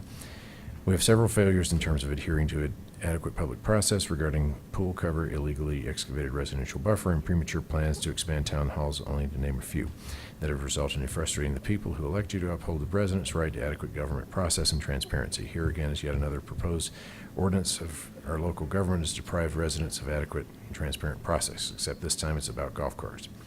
This is the final meeting of the Board of Trustees with the current members. I feel it's best for you to postpone a vote on this golf cart concept until 3 new trustees have been installed, potentially providing residents with a better process and improving transparency regarding this issue. As I've many times heard, attending previous board meetings, it's time to kick this can down the road. Thank you, Teresa Clark. Kick this can off the road. Kick this golf cart off the road. Okay, Do so do I'm, you want to make the ordinance and then have us vote on it, Mr. Mayor? Do away with it. I'm fine pulling it or voting on it. It doesn't matter. It's not going to pass, so it's Okay. not. Historically, it would be better to have it voted down, I think. Right, I think so too. Okay. So I'll make the motion if we're ready for that. Okay, Town of Superior Ordinance Number 0-7, Series 2016, an ordinance of the Board of Trustees of the Town of Superior amending Chapter 8 of the Superior Municipal Code to allow the operation of low-speed electric vehicles and golf cars on public streets in the town of, on the public streets in the town. Okay, motion by trustee Dozell, I'll second. second by trustee Sorelli. All those in favor? Folsom. Opposed? Everyone else. Dozell, Sorelli, Mayor Pro Tem Hanson, trustee Gregoris, and trustee Pennington. Motion fails. Your All right. last motion and you guys voted no. The last vote is a That no. was just negative. All right. For the Years gifts, of by the way. negativity. And on that note, we will close out the, this last meeting with our colleagues. So thank you. Thank you.